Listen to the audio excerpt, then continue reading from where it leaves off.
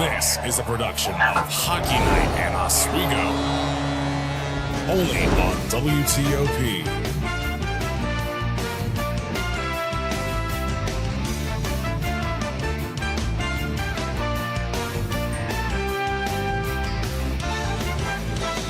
Welcome on in to the shores of Lake Ontario in the Deborah F. Stanley Ice Arena and Convocation Center, and welcome into your pregame show. I'm your lovely and somewhat capable host, Kenny Gerard, coincided by my two fellows right here, Dom Perone and Paul Beatty. And gentlemen, just introduce yourselves here. Dom, I haven't seen you on TOP much, so who are you? No, who am I is a great question, Kenny. I'm Dom Perone. I'm usually with WNYO as their play-by-play announcer for the men's hockey team. I did have a show on WTOP. I was the host of Dom's Dinner Bell. I cook, if you couldn't tell. So I'm glad to be doing hockey with you guys today. Paulie? I just want to go off of him. Great show, by the way. I'm usually in the press box, but Paulie's perched tonight. I'm having fun, boys. Let's go. Well, we got to take a quick look now to the future of hockey. Now, obviously, we're here for a hockey game. I love chatting with you boys. We got to talk about what's going on the ice. Let's talk about what's coming up today. Oswego State versus Canton, a good matchup. Last year, Oswego fell once. It beat them once at home. What are you guys looking for tonight? What are you guys seeing in today's matchup? Really looking forward to the Lakers skates. I mean, they're 2-0 so far this season. Great games against William Smith. And this Canton team has not shown the best hockey over the last few seasons of what I can remember. So I'm really hoping that Oswego pulls everything together. This is a good team. A lot of returning players this season. Hope to see a great game out of them. Hope to see a lot of goals in net as well.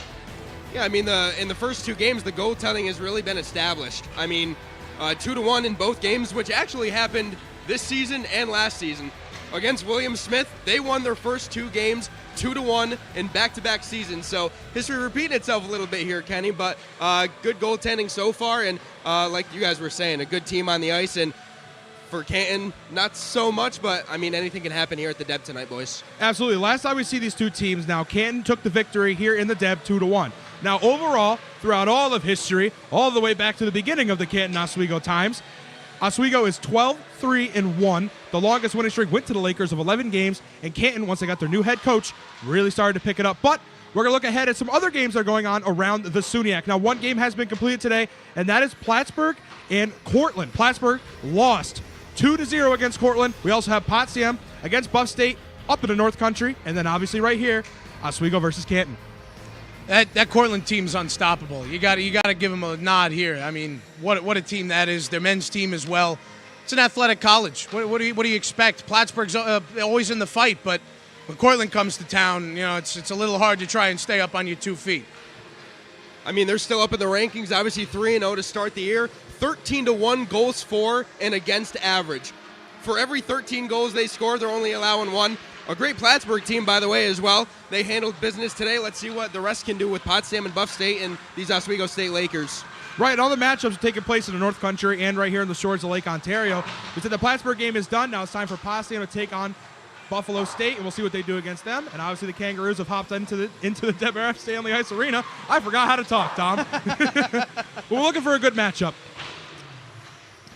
Well, we absolutely are. I mean, this is a team that when Oswego's played them, you mentioned the record yourself, 12-3-1. Oswego has owned this matchup for just about as long as the schools have been playing. An 11-game win streak, starting all the way back in, I think that was 1995? 95, yeah. 95. I mean, I'm hoping for a continuance of a winning streak, or at least the beginnings of a new one. That was a tough loss last year. Remember that. So, we'll see what goes.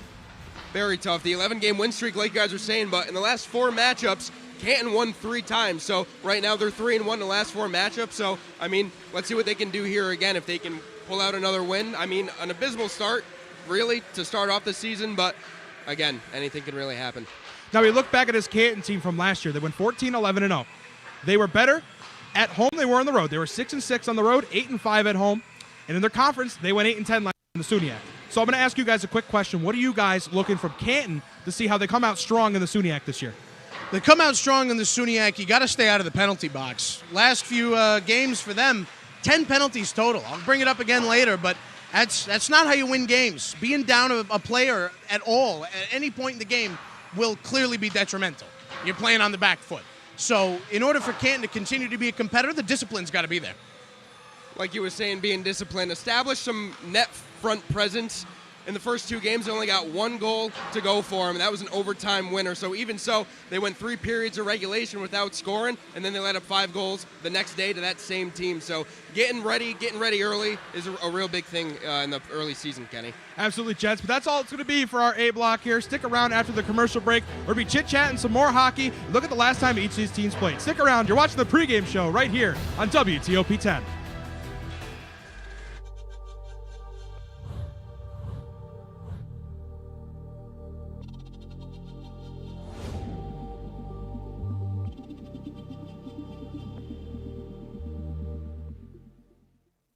Say, President Stanley, whenever there's bad weather, who would you turn to? I'd turn to Storm Team 10. No, right but you've here. got to say it like this. Storm Team 10. Say it with me.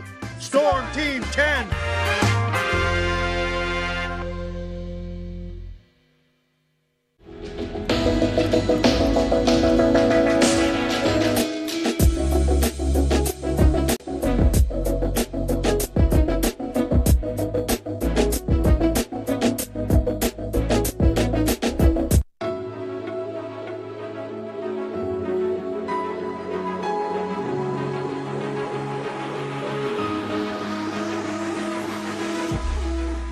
Roll it.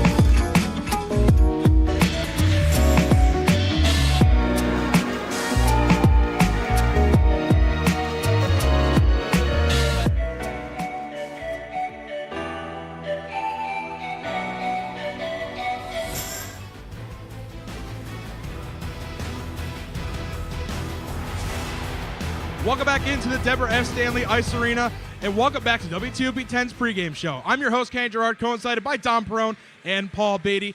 And gentlemen, it's time to talk about the last time that Oswego played. Now, Oswego, Paulie did mention it earlier, beating 2-1 against William Smith in back-to-back games. Let's elaborate a little bit. What did the Lakers do in their first game that they can look to carry into tonight as well as the rest of the season? Sure. I mean, hey, they won. So let's keep that momentum rolling, to say the least.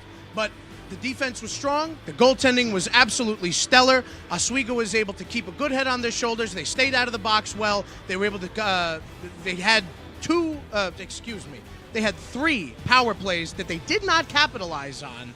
But the game prior, they were able to capitalize on 2 of the 5 that they had gotten.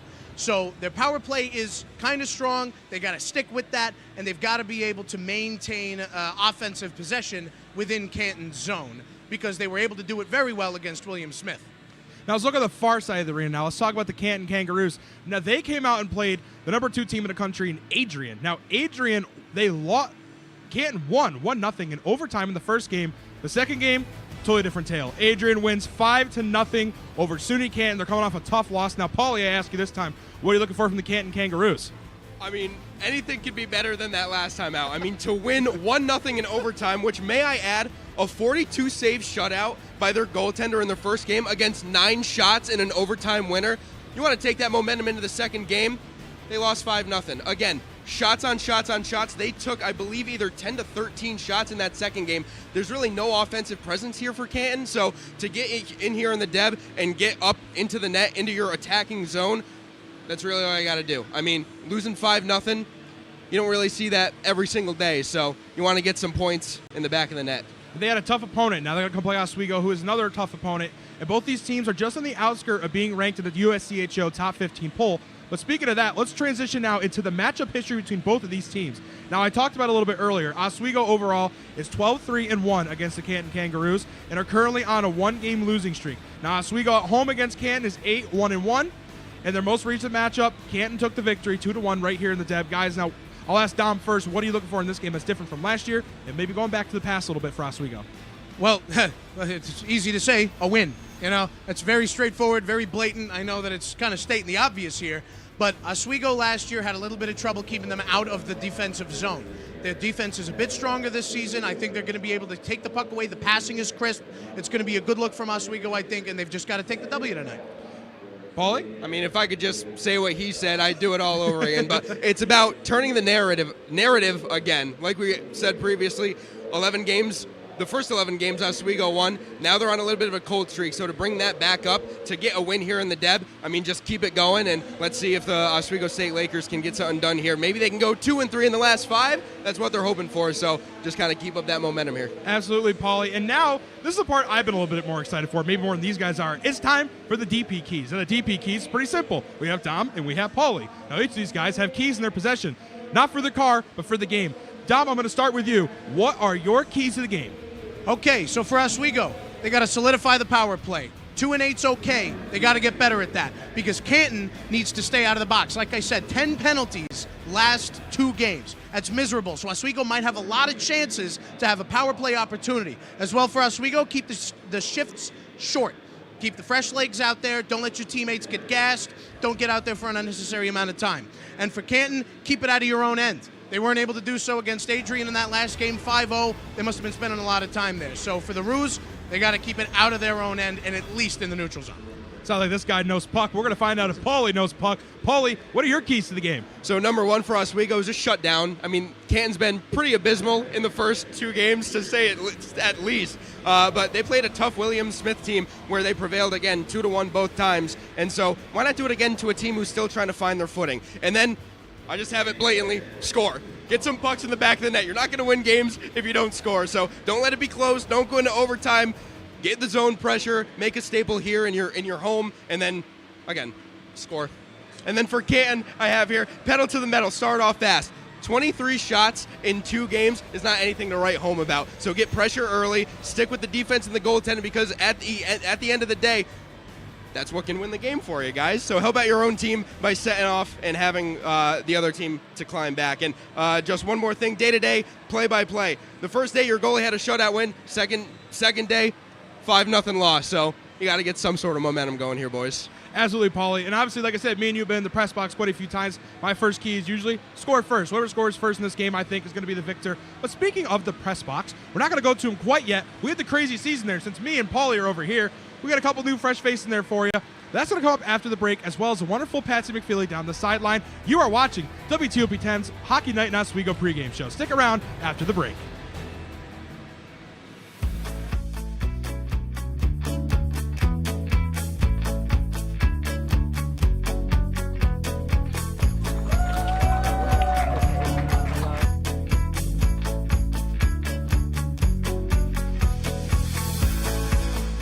Jill told me it was Kitty from Glee. Yeah, what is it? Al Roker.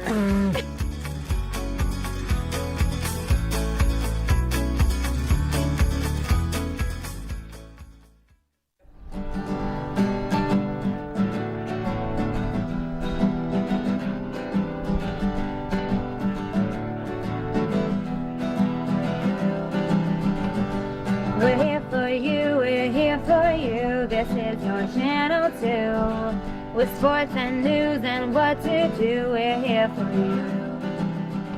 It's your TV, you're watching WTOP. Your TV, thanks for watching WTOP.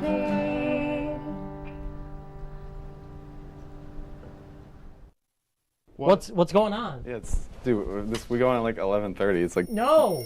What do you mean no? It's 10:30. 10:30? Yeah, it's 10:30. What do you mean it's 10:30?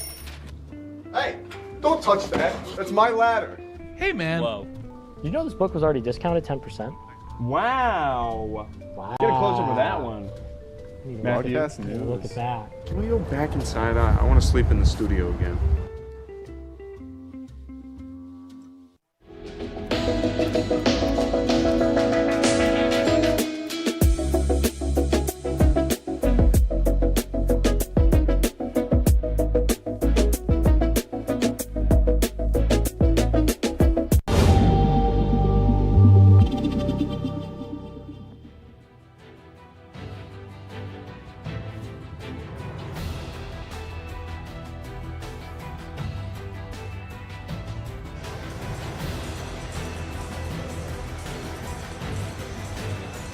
Welcome into the Steve Levy press box for Military Appreciation Night. I'm Chris DeLuca, alongside me is Connor Sangus. And Connor, how are you feeling about this first SUNYAC matchup tonight? Well, as you just mentioned, it's the first SUNYAC matchup for both the Lakers and the Kangaroos. And honestly, both the Lakers come into this matchup ranked number 3 in the SUNYAC preseason polls. The Roos are just behind them at number 4. And this is a big measuring stick game for both teams. I'm really excited. Oh, it's going to be a great game. It's going to be a great game. Well, let's start talking about these coaches and these teams.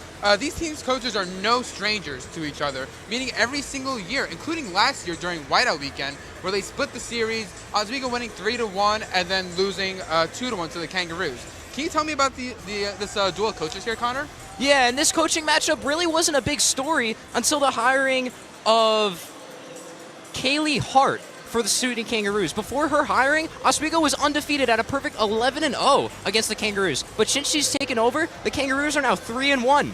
They completely flipped this rivalry on its head, and some people are saying that she might be a little mismatched for Oswego head coach Mark Digby. Absolutely. I mean, it seems like when Canton's coach came in here, almost flipped the script, gave them that like the juice of life, if you would. You know, it's very rejuvenating for these Canton Kangaroos. So coming into this game, these two teams have a couple of areas they kind of need to focus on, if you would. You know, I know you have a couple keys. I know I got a couple keys. So let's hear your Oswego key first. Yeah, let's talk about some CNC crazy keys here on the broadcast. For Oswego, in their last 2 games versus William Smith, they scored 4 goals and had 8 different players register a point. That's a big advantage over Canton, who in their previous 2 games against number 2 Adrian only was able to score 1 goal, and only 2 players have scored a point. So Oswego, with their depth scoring, is something that they're going to have to take advantage of here tonight.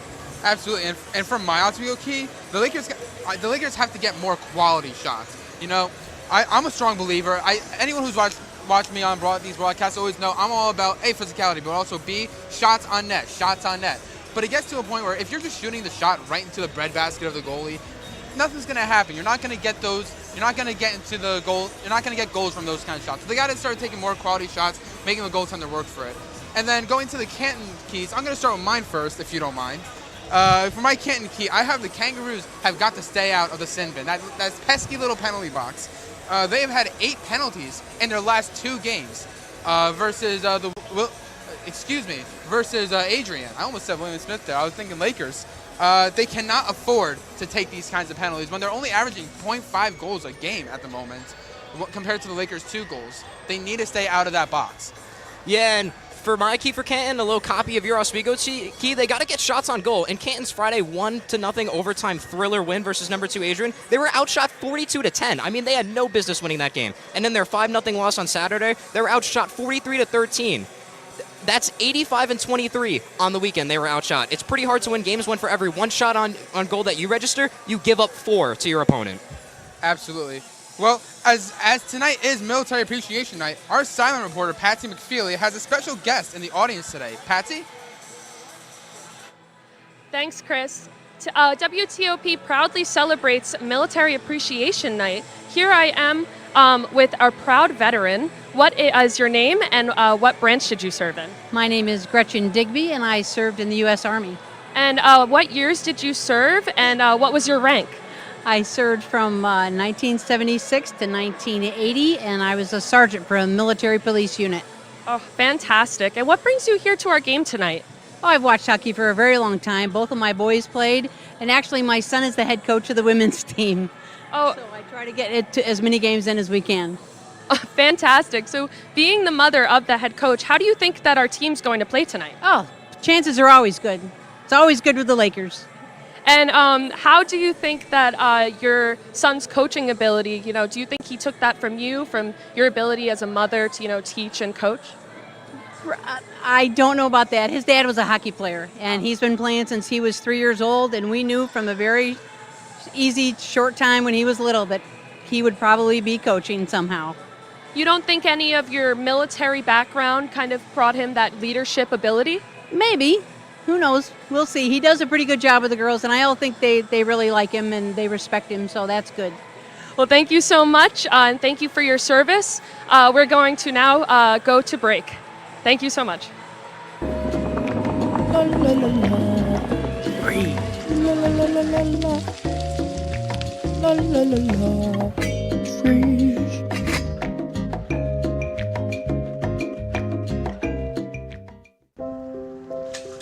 I want to eat apples and bananas. I need to eat apples and bananas. Why can't I eat apples and bananas? Support the Feeding America nationwide network of food banks to help provide meals to those in need. Join us at feedingamerica.org.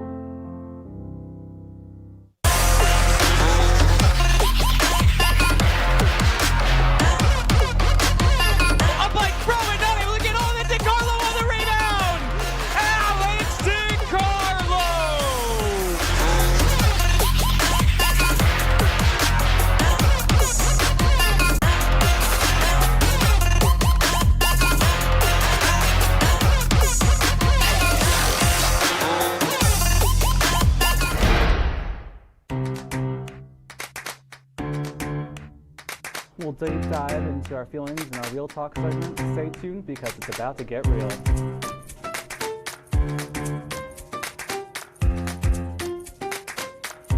And it could be your last chance to see one occur for 2 decades, as the next time one will be visible over the continental U.S. He's May 84. Yarrow told police in the hospital that he had pressed the doorbell and waited. They mix with oxygen and nitrogen. They become briefly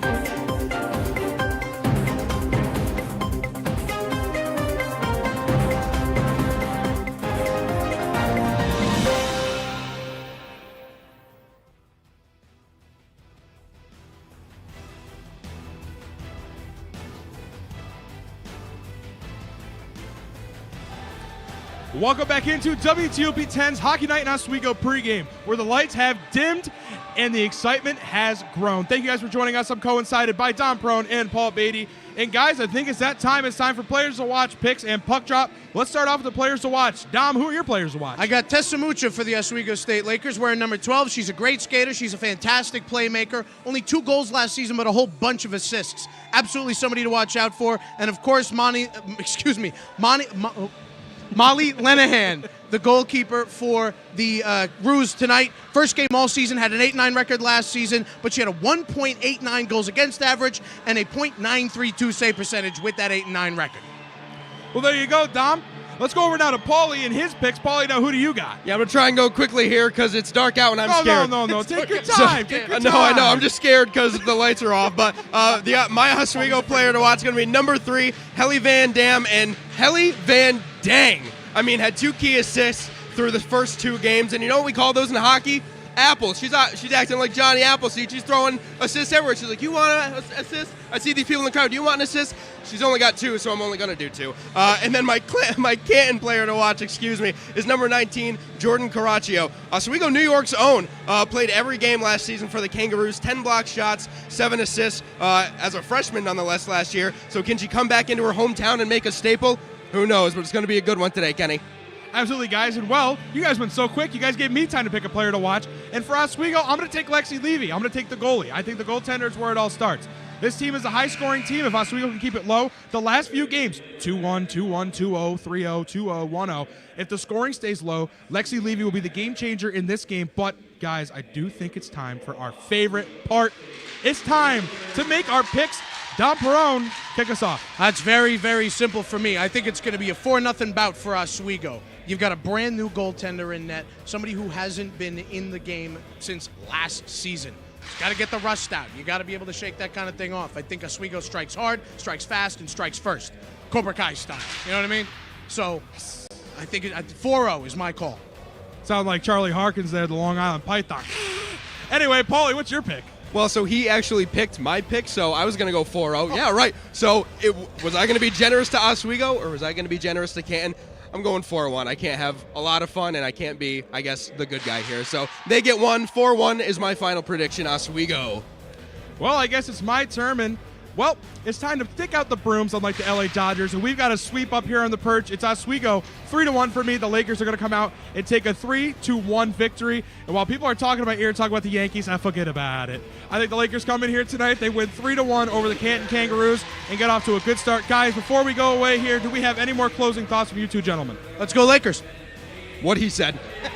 I'll say it. Let's go Kangaroos. I'll pick the other team. We're a neutral, unbiased team here. I'm taking Canton here now. Maybe I'll switch my pick. On presidential history, the Canton Kangaroos are going to win 3-1, but that is all the time that we have right up here on the perch. Thank you guys for joining the Hockey Night in Oswego pregame show. I've been your lovely host, Kenny Gerard, coincided by the wonderful Tom Perone and Paul Beatty, but stick around for the intermission reports in the postgame show. We get to see a whole lot more of us.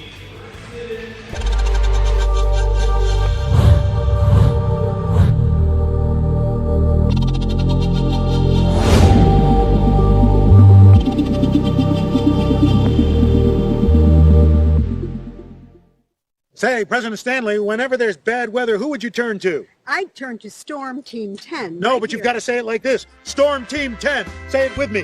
Storm Team 10.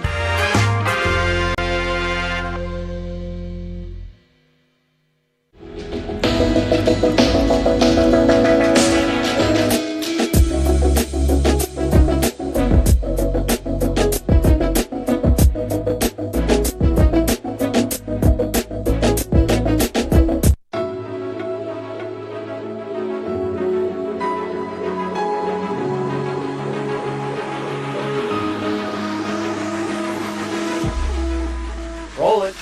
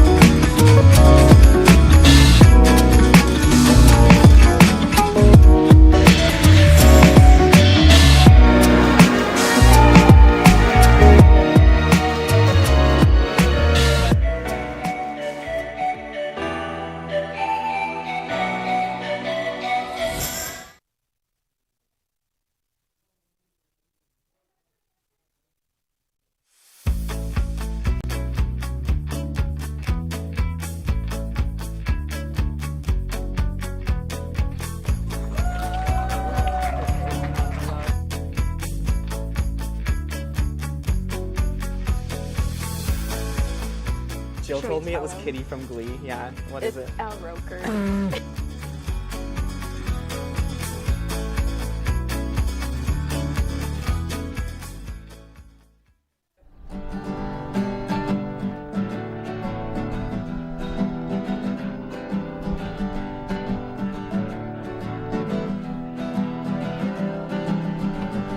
We're here for you, we're here for you. This is your channel 2. With sports and news and what to do, we're here for you. It's your TV, you're watching WTLP. Your TV, thanks for watching WTLP.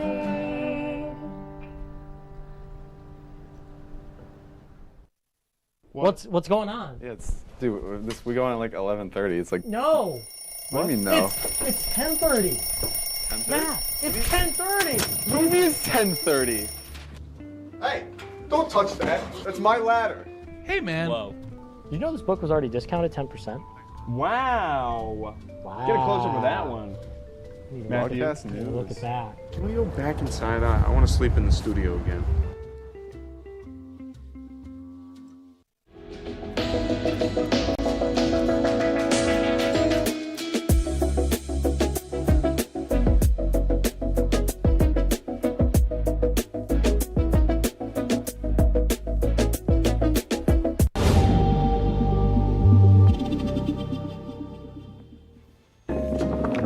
La la la la.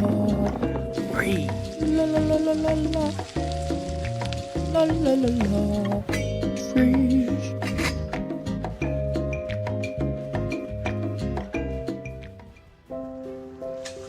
I want to eat apples and bananas. I need to eat apples and bananas. Why can't I eat apples and bananas? Support the Feeding America nationwide network of food banks to help provide meals to those in need. Join us at feedingamerica.org. And welcome into the Deborah F. Stanley Ice Arena for tonight's matchup between the Oswego State Lakers and the Canton Kangaroos. I'm Chris DeLuca, alongside me is Connor Sangus, and Connor, we're just a couple seconds away from puck drop here. Yeah, and I'm hyped. Oh my gosh, you can feel the tension in the air. We got a SUNYAC clash to start off the SUNYAC conference play for both of these teams. Number 3 versus number 4. It should be a great one. And here we go, both centers coming into the faceoff circle right now. Absolutely. We have Jaden Kelly going off against Snook, and the Oswego State Lakers win the faceoff. A little trip in the middle there, but that seems to be all right. The Lakers into the zone now, going down deep. Canton Kangaroos have it back in the corner. Oswego State Lakers take it back on the boards, and pushed down by Oswego State Lakers, and stoppage in play here. Not sure what this is for here, Connor. Yeah, no signal by the referee for a penalty here. It looks like we're just going to have a face-off here. First offensive zone face-off for the Lakers of the night. Absolutely, and here we go again. Face-off, Oswego State Lakers win the face-off. Controlling the puck down into the zone, and the Canton Kangaroos take it back. Trying to get it away, but Kelly takes it back. The Oswego State Lakers are giving up the puck by the boards, and here comes the Canton Kangaroos taking possession of it behind the goal. Coming up this way, passes it over to the center, but the player misses it, and it goes all the way back into the Oswego zone. And Canton takes it right back, tries to get it to the point, and gives it right away again. Oswego going up the side. Cooley having the puck, gives it away, and Hull almost there, and she doesn't have enough gas to get to the puck. Van Dam steals it into in the back zone. Preston has the puck, tries to send it up, and there goes Smith trying to get the puck, and it goes out in front, and it's covered up by Lenahan. And here we have another offensive zone faceoff for the Lakers now, and they started their third line here, but now that first line, headlined by their top goal scorer, Mac Hull over there at that left wing, is going to get their first action here in the offensive zone. Absolutely, as the Lakers trying to keep their perfect faceoff wins, and they do. They win the faceoff, but give it right back away to Blayley Cote. And Hull dancing the blue line, trying to get the puck. Almost tries to dance between the D zone, but cannot get through. Oswego has the puck again, trying to get past the blue line. And the captain trying to get the puck out of her zone, and she does. Passes it over to Cote. She takes a shot on goal, and Lexi Levy easily faces that one off. And it goes back into center ice. Passes it over to her teammate, but cannot connect with her. Tries to drop pass it off by the boards, shoots it in front, and nobody is home. No goal will commence. No shot will commence, as the great Rob Finger would say. Van Dam trying to get through the zone, passes the red line, dumps it in, it goes for a change. On now Coley for the defense. That third pairing, which should be pretty interesting to see here. Pinty tries to get it into the end, tries to get it deep into the zone. Trying to get possession of it is Canton, and they do. Trying to get up the zone, but Oswego takes it back. Gets on the stick there a little bit, little Michigan style that from what I can see there. Tries to get it to the blue line, shoots the puck, and easily saved by Lenahan. And there's our first shot of the game here for both teams. Just 17 minutes and 24 seconds left to go in this first period, but that's a good shot there. Quick, nice little shot. Testing Molly Lenahan, the backup goalie here for the Kangaroos. Abby Seaman started both games against number 2 Adrian last week. And we're going for the face-off again. Oswego keeping their face-off percentage perfect right now. Pinty at the zone. Face shot wide of the net. Keep getting, getting out of the zone here is Canton Tate trying to get into the zone for Oswego, trying to dance past the defender, and we are And Oswego trying to take back control. Canton keeping it in the zone, dumping it in, trying to chase, and they get it back. Having good possession here in this so far in this first period. Both teams here, very offensive heavy, except Canton by the boards. It's a little lost by the boards there. Oswego comes out with it. Little trips and falls there, nothing called. Oswego gets possession back, and we're going to send it down to our sideline reporter, Patsy McFeely. Patsy, what do you got for us? I'm with the Little Lakers. Can you guys introduce yourselves? I'm Delaney. And how old are you? 7. Ezra. And how old are you? 8. My name's Palin. And how old are you? 7. And how long have you guys been playing for? 4 years. 4 years. 4 years. Oh my goodness, so you guys are basically pros. Are you guys going to be joining the women's team when you're older? Yes. Maybe. Maybe. Yes. And are you guys excited for this game? Yes. Yes. Yes. All right, we got some excited girls. I'm going to throw it back to the desk. And Canton scores their first goal of the game. Yeah, and I mean, once we kind of talked about that good pressure that Oswego was having down in the offensive zone, they just got trapped in their zone, tried to get the puck out, led to an icing call. As we all know, once icings happen, the team that gave up that icing can't change players. The Lakers, again, had to take another defensive zone faceoff, and they just couldn't clear the puck, leading to this endless pressure from Canton, and now it's a 1-0 game here, just 4 minutes into the first period. The strong start here for Canton, which I believe we talked about in our little pregame show. Scored by 92, Kyra O'Keefe. On that top line with Snook and Laloon. What a great line that is for Canton. And they have their second goal of this season so far. The only first one coming from their first game against Adrian in that 1-0 overtime win. And that's really big for the goal scored by O'Keefe here. I mean, only having 2 players with points in that game against Adrian, finally getting a third player on the team to finally register a point And Oswego has the puck, shoots it, and it goes wide.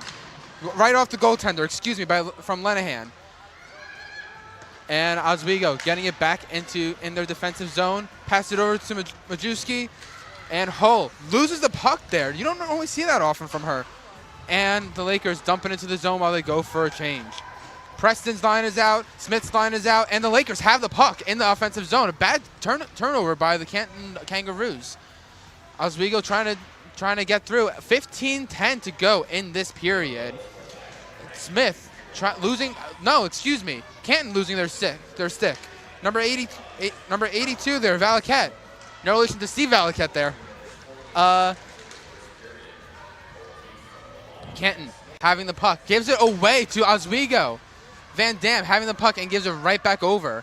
And what a period this has been so far.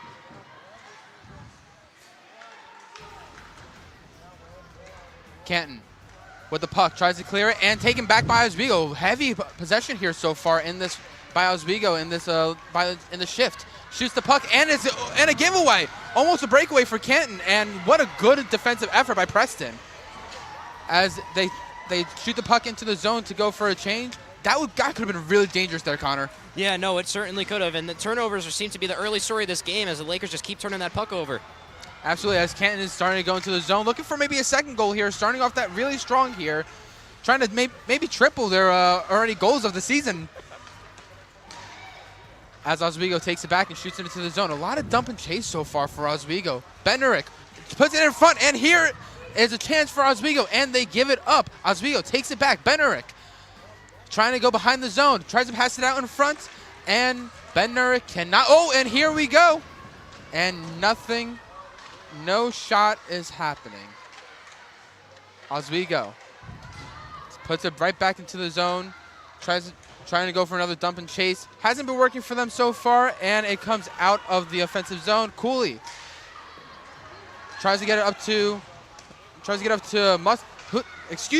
Tessa Mucha, but cannot go as Lakers try and take it back. Almost a breakaway here for Mucha. Tries to deke the defender, but cannot get through and takes a step back. Pinty tries to shoot it, but is checked by Canton there. And Canton is just really having a very good defensive game so far. It seems that Oswego is keeping the puck in their zone, but Canton's just keeping them out, Connor. Canton's doing a great job clearing. I mean, on that last little sequence there, they got caught in a change. Obviously a little tough, but they did a great job of regrouping, staying focused, and not letting Oswego take advantage of that. Absolutely, as Canton is in the offensive zone. Lexi Levy is looking to try and keep more pucks out of that net after a quite unfortunate goal so far in that first period for her. Probably one that she wants back. Oswego takes the puck, trying to get into the offensive zone, but another dump and chase as they go for another line change. Petrick trying to keep the puck in possession and passes it right back over to Corbett. Corbett skating down the line, passes the blue line. 3-on-2 coming up, and nothing happens. Little wide shot of the net. Good play there by Corbett, trying to do a little tap pass into the front. It kind of reminds me of that little Mika Zibanejad there from last season, you know what I mean? Oh, and a puck hits the face of the Canton player, Panko. And Canton clears the puck out. Oh, captain, my captain, shooting it into the zone. Lexi Levy there to pick up. Lexi Levy trying to keep it there to have possession for the Lakers. Kelly shoots it in and is given possession to Canton. Canton with the puck. Tries to shoot it, but gives it up over to Mac Hull. Mac Hull tries to dump it in and cannot get possession in time.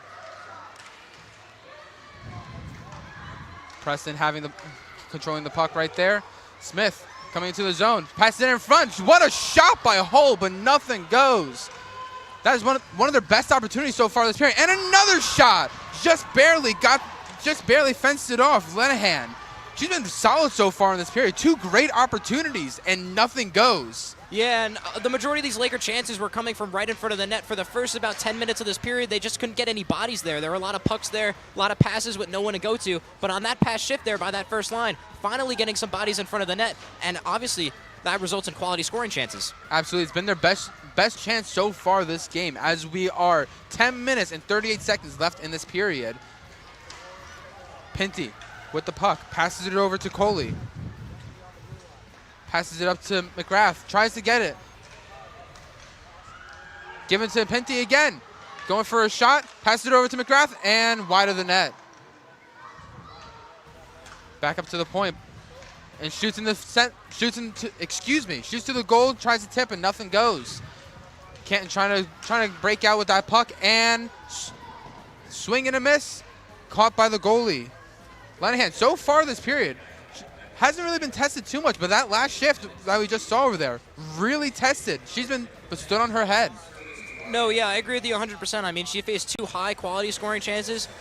And Lenahan was a solid goalie for the Roos this year, only losing her job to incoming transfer Abby Seaman from UMass Boston. But Lenahan still showing that she's an elite goaltender at this level. Absolutely, as Oswego wins that face-off, back at the point. Shoots it down, looking for Mucha. She has the puck, passes it over to Iverson. Iverson passing it to Preston. Preston takes a shot. What a tip. And there's a chance in front. Scramble in front of the net, and nothing goes. Iverson back with the puck. Little reminiscent of that last play we just saw. Preston shoots again. Ref takes a dive and cover before the puck hits the glass. Canton trying to break out. And here comes Small with the puck. Little one-on-three. Can't get anything to go. Preston having the puck, pass it over to Mucha. Little drop pass back, and it's given over to Canton as Canton goes for a small little change. Canton with the puck by the boards, tries to pass it in front, and Parenti is there to cut it off. And Iverson trying to go for it and is knocked down by the Canton forward, Abby Tate. Little bit of a questionable play there, but and we are going to see a penalty as the referee's hand is in the air. Let's see who this is on here. We'll get our first look at the Lakers' power play here. I'm not sure if actually, it's a power no, play. This will just be a new offensive zone face-off. My mistake. That must have been just an icing. As Kelly takes the face-off and wins it again. Oswego really dominating on that face-off percentage so far this game. But it just seems that they cannot keep good possession of the puck in that offensive zone. As a good shot on net by Van Dam. And they clear the puck into the Oswego Lakers zone. Van Dam passes it over to J-Seal. And a good chance by Kelly, and goes just wide of the net. as she was falling. That was a great shot by her. Lakers so far 6-2 on shots, yet nothing to show for it. Van Dam with the puck. Tries to pass it over to her teammate, but cannot go. Canton with the puck in the zone. And Oswego takes it back. And they are able to clear that puck. Canton player Pavlisova tries to get it out and dumps it into the Lakers defensive zone. Patrick passes it over, tries to connect with Smith, and it's a breakaway if she can get to it, and it is covered by Lenahan. Great veteran move by Lenahan, realizing the breakaway, coming out of the crease. That's a dangerous move when you come out of the crease. You got to get on top of that puck, and she did a great job there. Very risky move by her indeed. One wrong tip, and that puck is in her net. As we go into the face-off into the right circle, left of the goalie. Puck is about to be dropped. Referee taking his time, and the puck is dropped. Oswego State Lakers win it. Petrick pass it over to her teammate into deep behind the net, and Canton is able to take it back. Trying to get into transition here, and the puck goes flying into the other corner. Canton with the puck, good possession, passes it out front, and nobody is home. Oswego trying to get past their blue line into the offensive zone. 3-on-2 forming over here. Cooley tries to get it to her teammate and cannot go. Canton, Valquette passes it over into the slot. She shoots, and glove save by Levy. And there's a good rhythm save for Levy. Only faced 3 shots so far, and it's a little frustrating when the second shot that you see is right in front of you. The whole opposing team is there, and there's not that much you could do. But great job by her trying to get into a rhythm here early into this game. An unfortunate scramble that led to that unfortunate goal for her, as Canton wins that faceoff. Trying to see if they can get a second goal here so far in this period, but the Lakers take it back.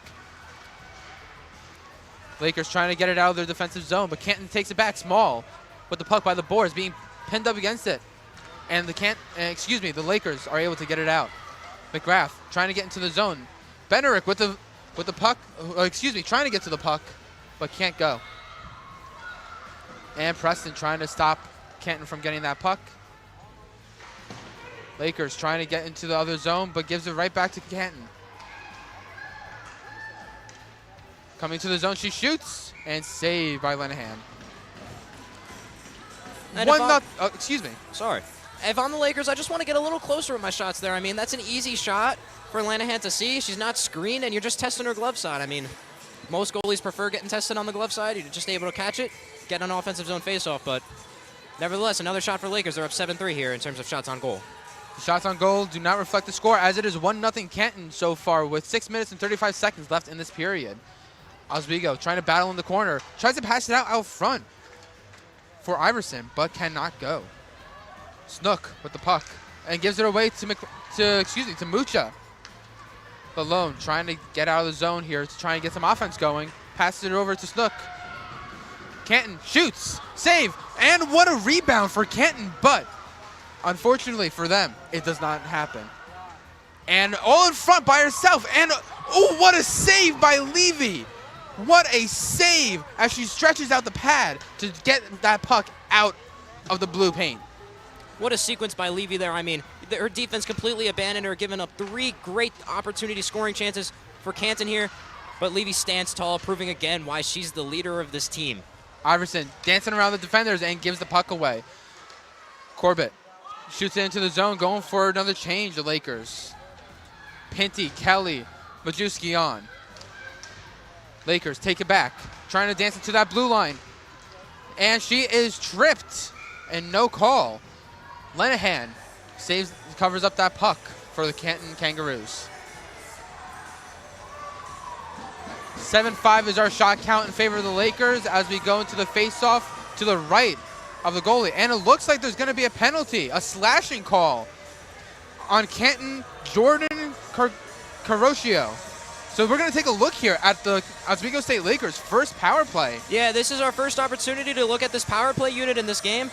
And for the Lakers here, if you're head coach Mark Digby, this is a great opportunity to rack up these shots on goal, rack up your scoring chances, and maybe draw even here with just about just a little over 5 minutes left to go here in this opening period. For this power play, Jaden Kelly in the center, Corbett on the right wing, Kirkostas on the left, with Shell behind and McGrath on the left defense slot. Tips it in front and nothing goes. Corbett behind the net, passes it over to McGrath. McGrath to Shell at the point.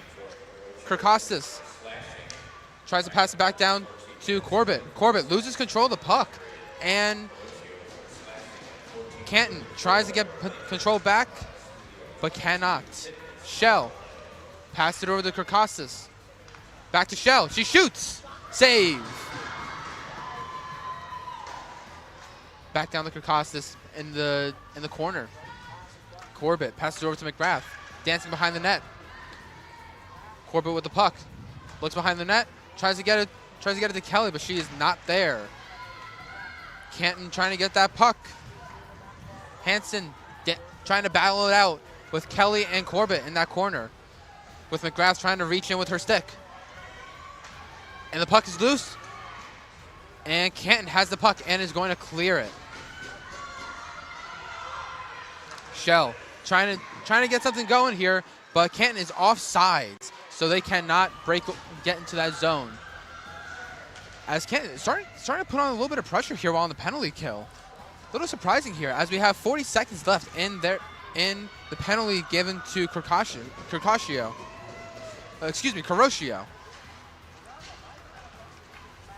Shell with the puck, pass it over to Bednarik. Hull dancing into the zone.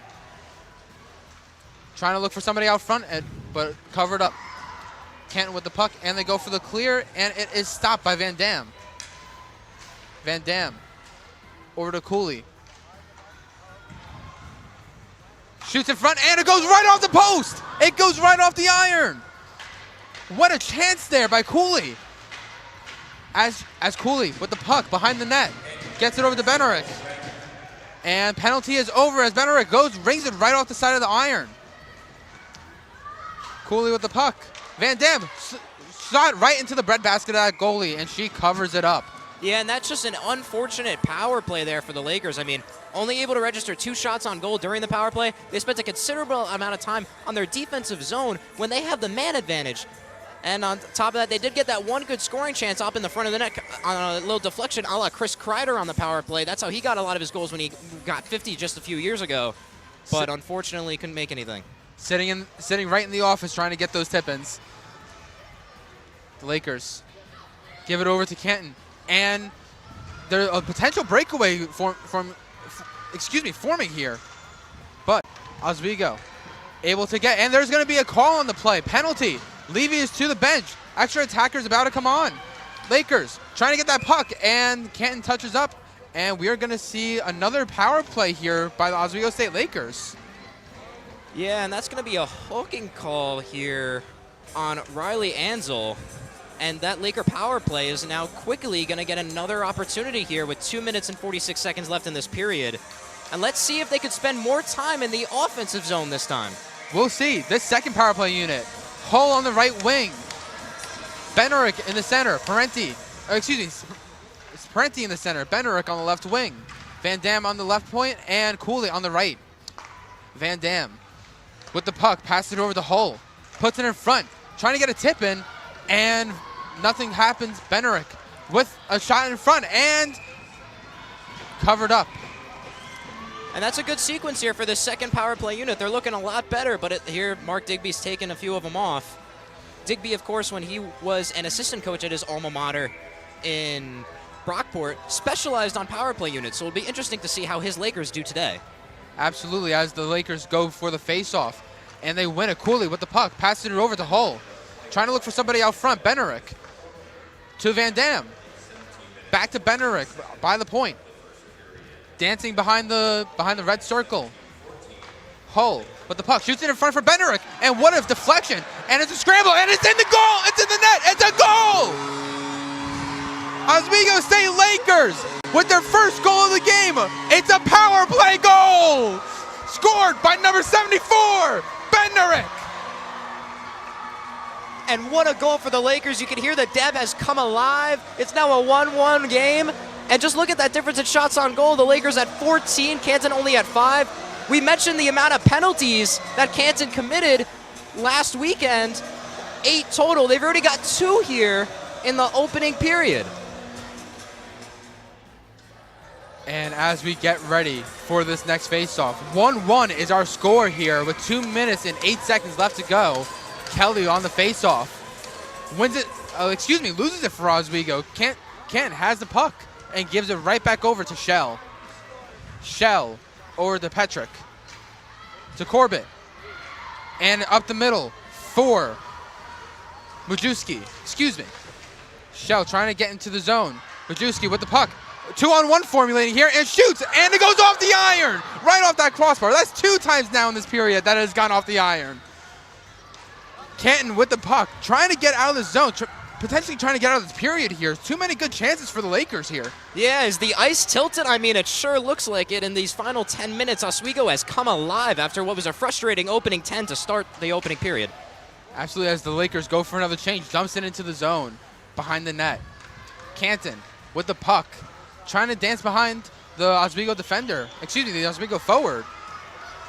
Canton, it's a 3-on-2 formulating here, puts it in the front, and it goes right off Lexi Levy's pad. Oswego trying to get out of their defensive zone here. As we go into our final minute of this game, 1-1 is our score at the moment. Shoots it, trying to look for a deflection there, but nobody is home. Van Dam rushing to get that puck with Preston.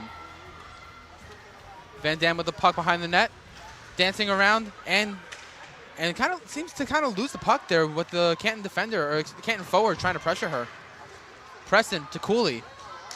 Cooley over to Hull, and Hull trying to get past the defender here to get her breakaway going, and unfortunately trips and loses her footing.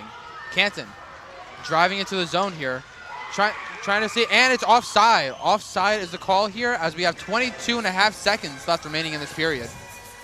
Yeah, and so far through this opening period, I mean, you got to give credit to the Oswego Lakers here. A little rough in the beginning, giving up a lot of close shots on Lexi Levy, but they've really done a great job of keeping their heads cool here and just focusing on what they do best, and that's playing a good brand of hockey. Absolutely, and unlike my Rangers, after the first goal, they don't just give up there. They keep pushing and pushing there. As the Lakers, Kirkostas into the slot and cannot get the shot off. The puck hits the board as McGrath behind the net walks it right out in front. Bender trying to get her second goal of the game as it goes into the net. It's a goal at the final second. Shay Jaziel with her first goal of the season. And it is 2-1 Oswego State Lakers. I mean, talk about a buzzer beater. You couldn't get any closer to the end of the period than we just saw a goal right there. Oh my goodness, the momentum is clearly in the Lakers' corner, and they'll carry this 1-goal lead into the first intermission. And Canton just could not seem to get out of that period. Literally buzzer beater, and it seems, hold on here, it seems like the refs may be trying to determine whether it's a goal or not here. Both referee going to each bench, but it seems that the players are walking off.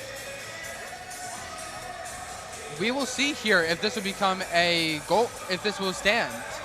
But from what it seems like,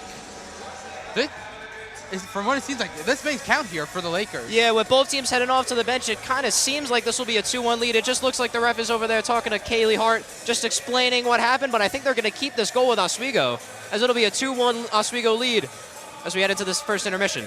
Absolutely, and the Lakers looked a little shaky to start off, but as the period went on, it started to build up more and more, with the shot count being 16-6 in favor of the Lakers here. And we know before, it was like 7-3 shots count before. Didn't seem like it was going to go the Lakers' way. Now they're up 2-1 at the end of the period. How do you rate their performance so far here? Well, I mean, it took them a little while to get their legs under them, get used to the game, get settled in, but I mean, boy, oh boy, once they got a little comfortable, just this constant pressure from Oswego, once they stopped, and really, in my opinion, once they stopped turning the puck over constantly and setting up Canton with the opportunity to get quick breakouts in their defensive zone, the Lakers, as you can see here, their offense, it just became too much.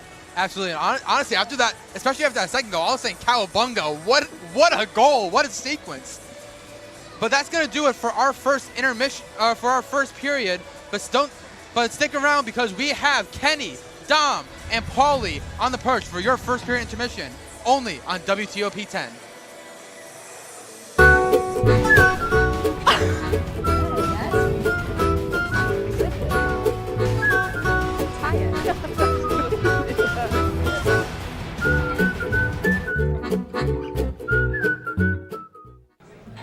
Put the keys down, Kevin. But I'm gonna drive home. There are several warning signs present that you shouldn't be driving. I guess I have really been looking for love in this dating app. Yep, I'm definitely gonna call a ride home.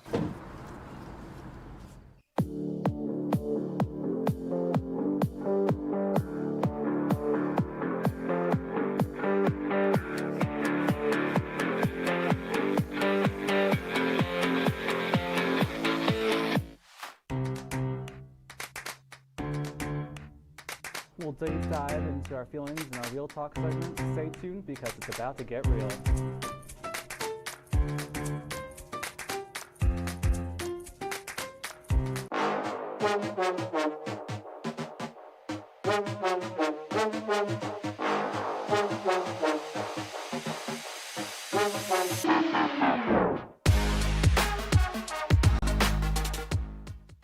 What's going on? Yeah, dude, we go on at like 11:30. It's like No.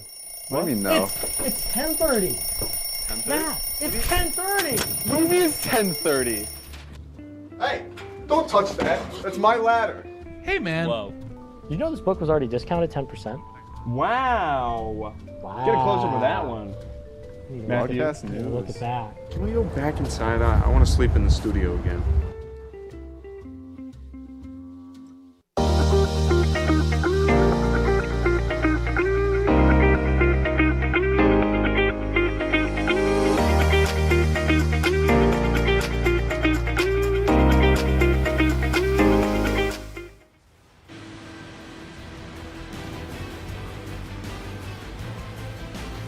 Welcome on into the first intermission report of the game. I'm your wonderful host, Kay Gerard, coincided by Dom Perone and Paul Beatty. And gentlemen, quick thoughts on that. I mean, holy guacamole, Shea Jazeel, goal with 2 seconds left. It's a walk-off goal. What are we thinking so far, guys? Oh, I mean, what a period so far. It started a little rocky for the Oswego State Lakers, to be sure.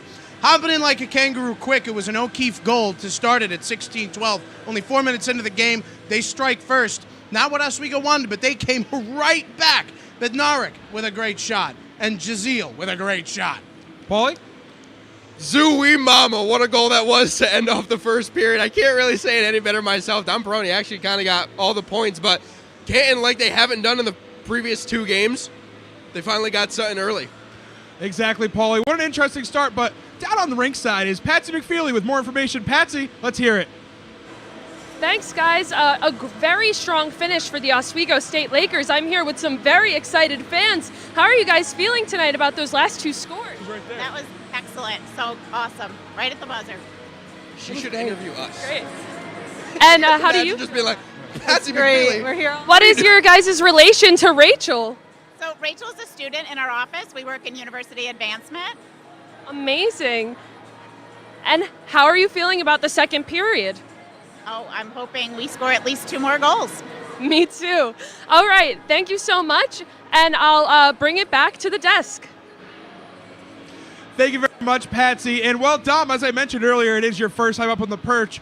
And your pick is... Welcome to the perch, Dom. You got wrong on your first time around. Yeah, I don't think I got a single one right, even in the 3 years I was calling for NYO. I don't think I've gotten a single prediction right ever. Yeah, me and Paulie are looking alive. I got 3-1, you've got 4-1. But let's move into what actually happened in this first period. Now, whoa, what a period. The first 10 minutes, Oswego looked like they were on their heels. But in that back half, totally different, not ball game, puck game. But we'll talk about some of the quick notes that we have so far. Let's talk about the crazy momentum shift at the end of that first half. Holy cow, that was nuts. Oh, absolutely. I mean, Oswego did not quite look as put together as they should have been. They were skating weird. They had passing that just wasn't quite connecting. They seemed to lose the puck a lot in the neutral zone. And as soon as that first goal got scored by O'Keefe, they seemed to wake up. It was a switch. It was a wake up call, quite literally, because after that, it took them a while, but they were skating better. They were passing better. Everything looked a bit more crisp in the second half of that first period. I mean, yeah, for sure. I mean, Canton not being able to score in their first regulation periods in the first 2 games. They finally get one early.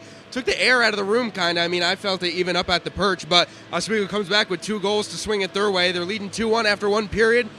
They're liking what they're seeing here. Yeah, and we were looking at some of our notes that we had throughout the period, and the first one we had was the Lakers couldn't find the back of the net.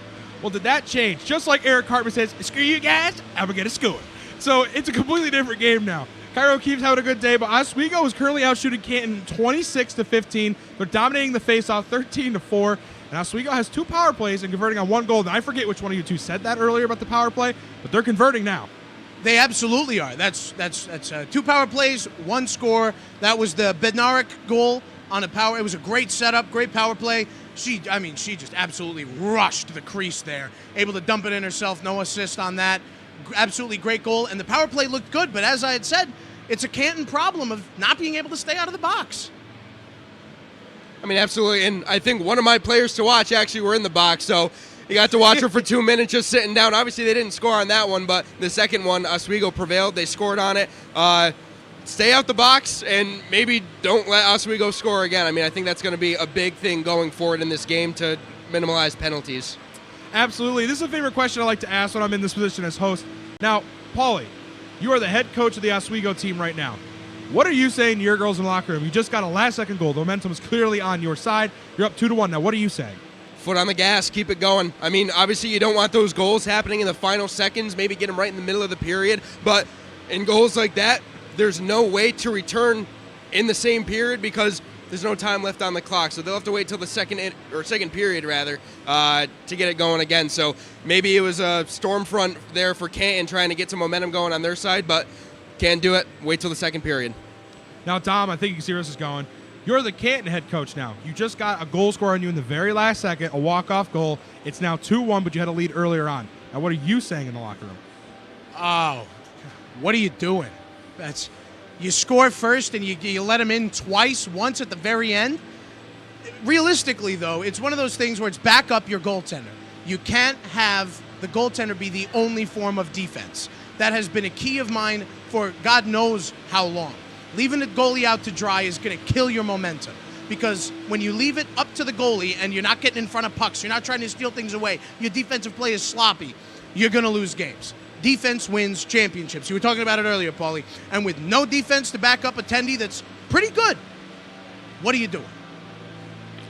I mean, it's a fair argument. I think you got to come out and you got to get them some momentum. You really got to get them going. Oswego, it comes down to keeping your foot on the pedal, but not getting too far ahead of yourselves. Well, Canton, I mean, they scored first. We said earlier on, the first person to score is going to make a difference now.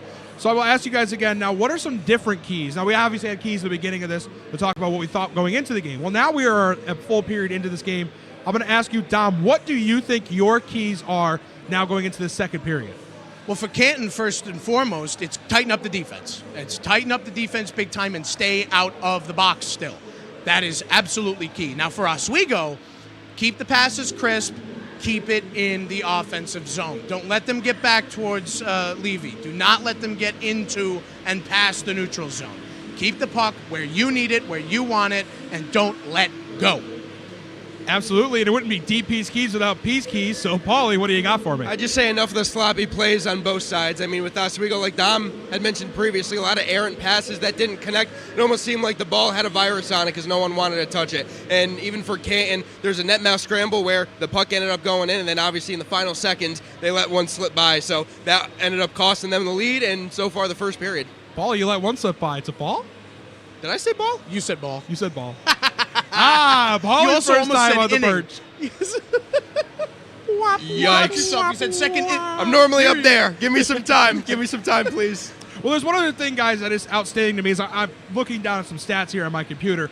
Now, Oswego, 5 different players have a point, while Canton currently has 3. But the big difference to me is the shots on goal to completed goals. Oswego, 16 shots on goal to Canton having 2. While Canton, 9 shots on goal to 1 goal. Both teams are taking smart shots. I think that's something that's been different between both teams. When we watch the men's games, the women's games, no matter who it is, we talk about taking smart shots. Now, I think both teams are doing that. Early on, Oswego couldn't find their zone. Now that they found it, they're taking smart shots. So what do you guys think? What are some smart shots they could be taking? What are some things that could be changing? Have there been any sloppy play that you guys noticed first? I'll start with Dom. That was a loaded question. Oh, yeah. No. I think there have been a lot of sloppy plays, especially for Oswego, unfortunately. Wide open backdoor and nobody's home. I think that's one of the biggest sins you can commit in hockey is to bait the goalie out to one side. You get the rebound perfectly off the pads, and then there's nobody there to sink it home. They've got to set up on that back door more often because those are smart shots. The shot that takes the rebound is a smart shot. It's setting it up, but they can't follow through when there's nobody home. Paulie? Now, there are a lot of words that were said between the question and that answer, but I'm just going to look at the shots on goal because, frankly, I don't remember what you said. Smart shots. Smart shots. I mean, Canton's actually taking really smart shots, even though they only have one goal. But they're going to eclipse, I think, their shot total in the first 2 games. They were at 9 and 13. Right now, they're at 6, so they're halfway there. Oswego obviously pummeling them with 16. So I say if you're Oswego, keep kind of pounding the net front, get that goalie tired, and maybe instead of a 4-1 prediction by me, it might be something or other like a touchdown, maybe 7-1 we'll see from Oswego. Maybe I'm not changing anything, but we'll see. If Canton takes smart shots like those, I mean, they're 1 for 6 right now. They could storm front themselves and come back. Well, I'll give you guys one more talking point before we go to break here. The one big thing that is notable for me is Canton has 2 penalties on them. They've been in the sin bin twice. Now, guys, we're watching the same game. How many does Oswego have? Pop quiz. 0. I would say 0. Well, you're both correct. They're the winners today, having no penalties, and I think it's a big difference now. I think Canton having 2 penalties, Oswego's none, and Oswego now converting on the power play is going to make a huge difference. But that is all the time that we have here in the perch, not the press box. Sorry, I was getting you to say the press box. We all make mistakes. Thank you guys for joining us for the first Intermission Report. Stick around for some more hockey with the crazy C's in the press box. You just watched the Intermission Report on WTOP 10. Stick around after the break. I know kids worry about a lot of things. Getting enough food to eat shouldn't be one of them. Through a nationwide network of food banks, Feeding America serves virtually every community in the United States. See how you can help your community. Visit feedingamerica.org.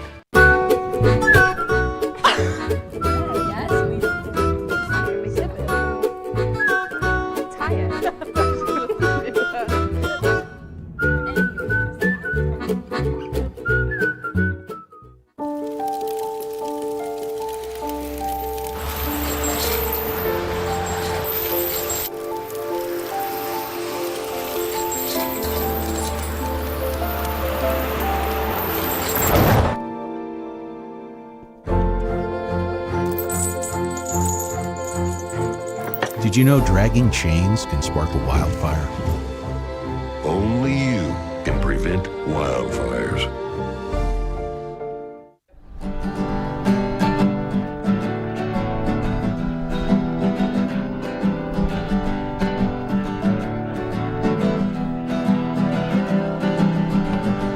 We're here for you, we're here for you. This is your channel 2. With sports and news and what to do, we're here for you. It's your TV, you're watching WTOP. Your TV, thanks for watching WTOP.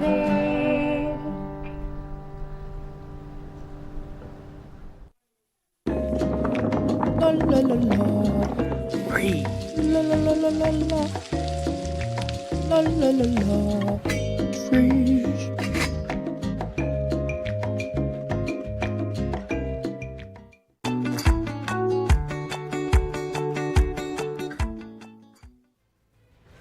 And welcome back into the Deborah F. Stanley Ice Hockey Arena. I'm Chris DeLuca. Alongside me is Connor Sangus, and we're just coming into our second period here. And Connor, what a first period we saw there. Yeah, I mean, that was electric. And I mean, how can we not start with talking about the ending? A buzzer beater goal for number 24, Shane Jazale. And oh my gosh, that brought the Deb to life as the Oswego Lakers, after starting the game down 1-0 in the opening first few minutes of that period, are now up 2-1 as we approach puck drop on our second period. Absolutely, that was killing. That final goal. I was saying, look at this, look at that. That was amazing. But as we go into the second period, Connor, I'm going to put you on the spot here. What players are you looking at to kind of make an impact for this second period? Well, a few unsung heroes of that first period number 2, Mac Hull, and number 3, Helen Van Dam. Helen just picked up her 3rd assist in 3 games so far on this young season, and Hull coming in, already leading the team in goals, picks up an assist. These are 2 high-scoring threats for this Laker team, and they're the leaders on that offensive side. I know that Helen Van Dam is a defenseman, but she does a really good job of getting some passes out for her forwards. Absolutely. I got to be honest, my unsung hero, Lexi Levy, keeping the Lakers team in the game for that beginning part of the first period. As we go for puck drop, and Canton wins the puck drop, passing it over to Lan Loon. Excuse me. Oswego trying to get a breakaway going. Canton does not let it happen. Fighting along the boards here, Oswego trying to go into the zone here, trying to stay onside there. Preston dumps it into the zone as Canton Canton retrieves the puck. Lalone tries to pass it up over to Snook. Behind the net. Oswego trying to chase after the puck. Shell gets back into her defensive zone. Trying to find someone to pass it to. That's up front. Nobody there. And Alone takes it back. She gives it right back over to Oswego, however. As Corbett tries to get into the zone, Oswego goes for a change. Jazel, the hero of that final second of the last period, passed it over to Hull. Hull dancing in. By the red circle, passes it over. Hits Hull right in her shoulder. As the puck goes right into the end of the corner. Van Dam with the puck at the point. Shoots it over. Save. Puts it out in front, and nobody is home to put the puck into the back of the net. Canton coming down the zone, and is taking it away by Cooley. Hull chasing after the puck. Behind the net. Trying to see if anyone's open for her. Passing it over to Smith. In front, and nothing. Jazel passes it back over to Van Dam, who is going back into the defensive zone to get it. McGrath on the ice. As Van Dam whiffs on that pass to McGrath. Retry and got it. Benerick passes it over to Kirkostas. Canton takes the puck back. And McGrath with the puck. Pass it over to Pinty. As the Canton Kangaroos take it back. As the Lakers take it back now. Excuse me. Kirkostas passes it over to McGrath. Little battle behind the net here as Benerick takes that puck along the boards, fighting off the Canton player, trying to keep that possession, but gives it up. Canton flying down the middle of the ice, but nothing goes. McGrath takes it back, getting into that offensive zone. 1-on-2 formulating here, and nothing. Goes right above the net. As the Lakers, Parenti trying to get the puck, keep it into the zone as another small little change happens there. Tessa Mucha with the puck. Trying to stay on sides here, but cannot get into the zone. Parenti whiffs on that puck, and Canton gives it right back over to the Lakers in the defensive zone. A little slow start here to the second period, don't you think, Connor? Yeah, both teams kind of feeling each other out. Nothing much in terms of offensive chances here. Actually, it's Parenti behind the net, trying to look for Mucha. Can't find her, and gets taken down. Mucha passes it over to Petrick. Hits the glass. Shell shoots it deep into the zone. And nobody's able to get it as it is tied up into the corner. The Lakers keep it onside. Very close there. Canton regains possession as they start trying to fly out of the zone, trying to get into the offensive zone. A little bit of a breakaway, except a little change happening there. Canton takes that bad giveaway by Iverson. Canton looking to get into the zone, and glove save by Lexi Levy. Yeah, and that's an easy stop for Levy here. And we've played about 5 minutes here without our first whistle, but even though it's a little bit of a slow start, Oswego's doing a great job of just keeping the puck in their offensive zone. That's Levy's first test here of that second period after only playing about 5 minutes. And we talked about the Canton struggling to just generate shots on goal in this pregame, and we're seeing them get outshot here by a significant margin yet again in their third game of the season. 17-7 is that shot count. in favor of the Lakers. As it seems that there's seems Oswego assistant coach potentially is going over to Canton's bench. Not sure what's happening over there. I believe it's the athletic trainer. That would do it. As Canton wins that faceoff, tries to shoot it at Lexi Levy, but cannot go. Person in front blocks it. Laloon, pass it over to Hansen. Over to Townsley. Behind the net, and Lexi Levy covering it up. And a little scrum out in front there. Yeah, a little Cowabunga, baby. Corbett trying to push off the Kangaroos. Little extracurricular activities there in front of the net by Levy there, but seems like just warnings issued from the referees. No calls on the play, and refs are just letting them play, seems like so far. I like the call. Nothing major, just a little pushing and shoving. Just telling them, back off. Get off my goalie. As Canton taking the puck, driving in, Laloon. Passes it in front. Hits off of Levy's pad.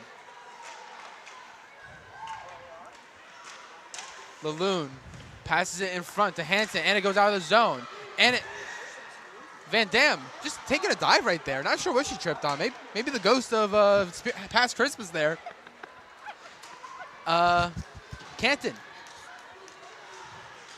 trying to get it into center ice, but it's taken back by Preston. Jaziel passing over to Preston. Right back to Jaziel. Little dancing behind the net. Little bit of game and catch there by the Lakers. As Canton covers it up. And here we go with another offensive zone faceoff for the Lakers here. Let's see what they could do here. Absolutely. Mac Hull on the ice now. Top goal scorer. Mac Hull, who has been so good this season so far for the Lakers. Pretty sure she's leading the team in points. Yep, tied with number 3, Helen Van Dam. They both have 3. As the Lakers, good chance in front by Smith, but nothing goes. Coley, pass it over the Hull, and it's given away to Small. Canton with the puck, and is given back in. It's not offside, 2-on-1 formulating, and the pass goes absolutely nowhere. Oswego behind the net, trying to find somebody in front. A lot of bodies out in front, but nothing goes. Oswego behind the net. Hull over to Cooley, back to Hull. Over to Jaziel. Hits the glass from behind. And Canton with the puck, trying to clear the puck here. It cannot. Oswego keeping it in, and there the puck goes. Benerick with the puck. Keeping it away from the Canton forward. McGrath dancing it in, trying to pass out in front. And cannot go. Canton with the puck. And so, again, so far, it's been a very slow game. I believe there's only been about like 2 or so shots so far in this period by both teams. Yeah, kind of reminiscent of that opening period, aside from that quick goal from Canton. Both teams a little slow to start out the gate, but nothing to be concerned about if you're head coach Mark Digby here of your Lakers. You're doing a good job controlling the puck. Obviously, you've got the puck here in your defensive zone, but overall, they've done a really good job of just keeping that puck in the offensive zone, almost as if they're on a constant power play with that zone pressure. Absolutely. And their defense so far, both teams' defenses, in fact, have just been outstanding so far in this period, keeping the puck away from the goalie, not letting their goalies have too much pressure so far in this period. As Canton passes the blue line, trying to generate something here, passes it out in the blue paint, but nobody is home to tap it in. Canton keeps it in. Look, trying to challenge Preston there with the possession of the puck, but nothing goes. Oswego into the Canton's defensive zone, but Canton has the puck now. Skating up the center, passing the blue line, trying to see if anyone's open, and hits the backboard wide of the net. Canton, it is on the puck is on the back of the net actually, and Oswego trying to get it. Canton keeping the possession here. Hansen with a shot, and it's blocked in front by a friendly fire there by another player. Iverson shoots it in as the Oswego State Lakers go for another change. 2-1 is our score right now with 11:40 to go. Oswego with the puck. Corbin behind, looking in front, and just bounces off the pad of Lenahan. Oswego with the puck. And covered up. And we're going to send it down to our silent reporter, Patsy. Patsy, what do you got for us? A slow start to the second period as both teams found their groove. The Laker has done a great job keeping the puck in the offensive zone. That paired with the great defense from Levy, Oswego has done a phenomenal job staying ahead. Back to Chris and Connor. Thanks, Patsy. As the Lakers go for the face-off against the Canton Kangaroos, and they win it. Oswego behind the net. Looking in front, trying to get a tap in, and what a save by Lenahan as the Canton player is looking to kind of challenge the Lakers there. Just same thing that the Lakers paying the Canton. Get off my goalie. And just some more good pressure, just in front of the zone pressure, in front of the net for these Lakers. I mean, the majority of their shots and chances coming from right in front of the net. That's what they're trying to set up. That's obviously the game plan by Mark Digby. As the Lakers. Canton with the face-off win and possession of the puck. Passes it up to Small. Small gives it away to Kelly. Kelly to Wojcicki. Back over to Canton. Canton with the puck, and Oswego takes it away. A little bit of a whoopsie-daisy there by Canton there. As Panko tries to get it over to her teammate, and does. But Oswego takes it back, and it's right out front. But cannot get the shot off.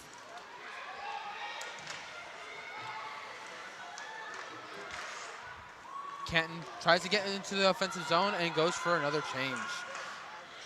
Oswego playing a little bit of keep away. Trying to dance around the offenders. Trying to dance around the defenders here. Oswego shoots it on net, and it is saved. Oswego with the puck. Van Dam over to Hull. Hull gets into the zone. Onside. Passes it over. Shoots. Saves. Rebound. Save. What a save. What a diving play save by Lenahan there, keeping her team in this game. Yeah, and Molly Lenahan is not a sneezer at this level. She's very good, and she was a starting goaltender for this Canton team last year, proving her worth here today. But one thing I just want to talk about is how well Oswego's been playing here in the neutral zone, just finding spacing all throughout this game. Absolutely, as Oswego has possession of the puck. Battle along the boards as Canton wins it, takes away possession, and Oswego wins it back. Hull trying to go for that puck here. Pavlosova takes it back. Azaloon clears it out of the zone, and Coley is there to pick it up. Hull shoots it in, goes for a change. 9 minutes and 30 seconds left to go in this second period here. Scores 2-1 Lakers. Just over halfway into this game, and so far it has been dominant of the Lakers. So what do you think, Connor? Yeah, they're doing a great job of just controlling the pace of play. And I mean, that's something you could do when you consistently keep the puck in the offensive zone and do a great job by their defensive pairings of just owning this neutral zone. Absolutely, as the Lakers go for a shot, and a glove save by Lenahan. And like I've mentioned before, just another shot coming right in front of Molly Lenahan. And these aren't easy shots to stop. I mean, these girls, they shoot the puck very fast, and when that's coming at you just 2 feet in front of you, you got to react quick. Absolutely, for her first start of the season, so far doing really good, stopping 21 out of 23 shots. That's above 900. Certainly living up to her above 900 save percentage from last season. Absolutely. As the Lakers challenged by Laloon, given away. Valaket shoots it and blocked by Petrick. Petrick sends it dancing into the middle.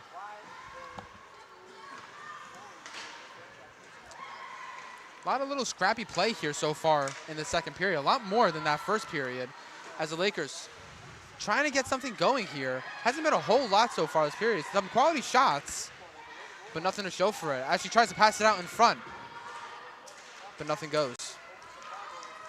Shell with the puck to Iverson. He's trying to stay outside here is Parenti. Parenti in the front. Iverson trying to find somebody to take the puck from her as Canton is pressuring Van Dam. Back behind the net is Parenti with the puck. Slips around the defender there, but cannot keep the possession of the puck as Canton takes it away. Bickford, almost a breakaway there, but Van Dam back to stop it and to give Lexi Levy a little bit of relief there. And that's something that SUNY Canton's going to have to do better at, just getting past these two defenders out of Oswego that are just sitting back and waiting for them to make a move, reacting very quickly, and really just forcing SUNY Canton to just have to dump the puck into the offensive zone and never really allowing them to come through a chance of steam and really generate this offense. Absolutely, as the Lakers give it away over to Tate. Tate to Panko. Panko gives it away to the Lakers and takes it right back. But here we go. One-on-one formulating here, and nothing goes. Blocked by Barnes. Behind the net now is the Lakers. Corbett looking in front, passes it there, and no one is in that blue paint to be able to shoot it. J Seal trying to get it over to Majewski. Passes out in front. Shoots. Save and scramble out front. Where's the puck? Coley has the puck. Corbett with a shot. Potential tip in, but it does not go. Lenahan, what a play by her using the stick to make sure that it does not go in. Yeah. As Canton rushes to ward off that icing. And Lenahan's defense is just giving her no help here. I mean, shot after shot, rebound after rebound. She's getting tested constantly, and really just a great job by her of just proving that she's no stranger to puck at this level, and she's making some great saves here. You got to be happy with her performance if you're head coach Kaylee Hart. Absolutely, as Smith tries to pass it over. Trying to see if they can formulate something here. Petrick trying to get that puck, but it's given over to Canton. Balloon trying to battle for that puck, gets it. 5:40 left to go in this second period. 2-1 is our score. 24 shots for the Lakers, 8 for Canton, which is insane. Yeah, and that's just what happens when you can control the neutral zone and just use that as to your advantage, shut down the opposing team, not allow them to really set up their offense at all. And when you are in your defensive zone, Canton's just chasing the puck as soon as they cross that blue line. You can't do anything. Absolutely, yes, Canton trying to break that defense here. That's been so good for the Lakers. Takes a shot on net, and Lexi Levy tipped in front by her own teammate, but is just able to stretch out that leg to get that pad save. And that could have been bad. I mean, she was caught a little out of position there, and that could have been very bad here for the Lakers, but great job by Levy. She's an experienced goaltender now. Senior, 3-year starter, heart and soul of the team. Absolutely, and she hasn't really been challenged that much so far this game. Only 9 shots on goal, with that unfortunate slip up by her in the beginning of that first period. As Canton has the puck, shoots it into behind the net. Oswego trying to battle for the puck. Benorick battling it out with Canton.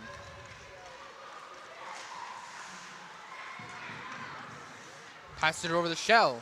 Shell to McGrath. McGrath with the puck. 2-on-2 here. And stopped by Bickford. Oswego trying to take the puck back, and does. Benerick tries to shoot it in, and it is blocked. A little bit of a push and shove there by the board. It seems that Preston might be a little hurt there. Oh, never mind. She shoots right back up. Reminiscent of a soccer player there, don't you think? Yeah, a little bit, but this will just be a neutral zone faceoff here in an area of the ice that I know I keep saying it, but the Lakers are just dominating. I can't stress enough to the viewers at home. When you control the neutral zone and don't allow a team to get the puck out of their own zone, you control everything. Shots on goal, scoring chances. Absolutely. As Oswego, with possession of the puck, Van Dam shoots it in as the Lakers go for a change. Canton with the puck. As Van Dam steals it back. Trying to get it into, trying to get it out of the offensive zone. Lakers tip it in and chase it on the boards. The Kangaroos trying to get out of their defensive zone, where they have been almost all night, it seems like, so far. But this Oswego defense has just been so resilient against this Canton team. As Corbett trying to fend away the defender.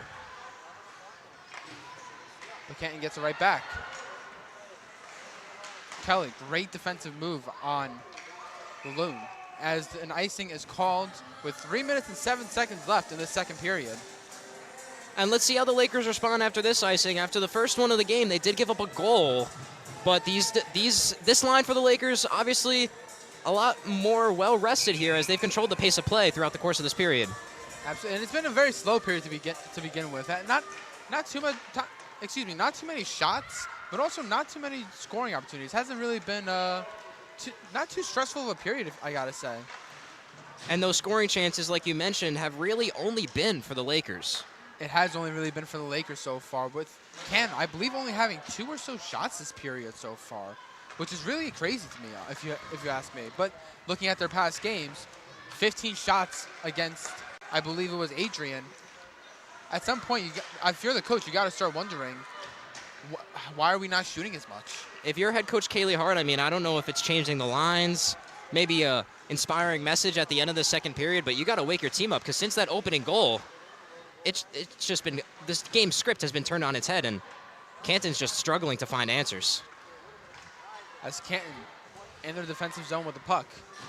Takes a little dive there, and Oswego with the puck puts it in front. It is all open, and there's a little scrum, and Lenahan saves the puck.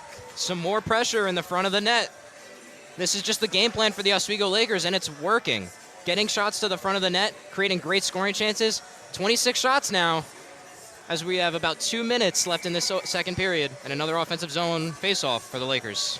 Absolutely. As we go for another face-off, the Lakers win the face-off. Coley drives it in deep.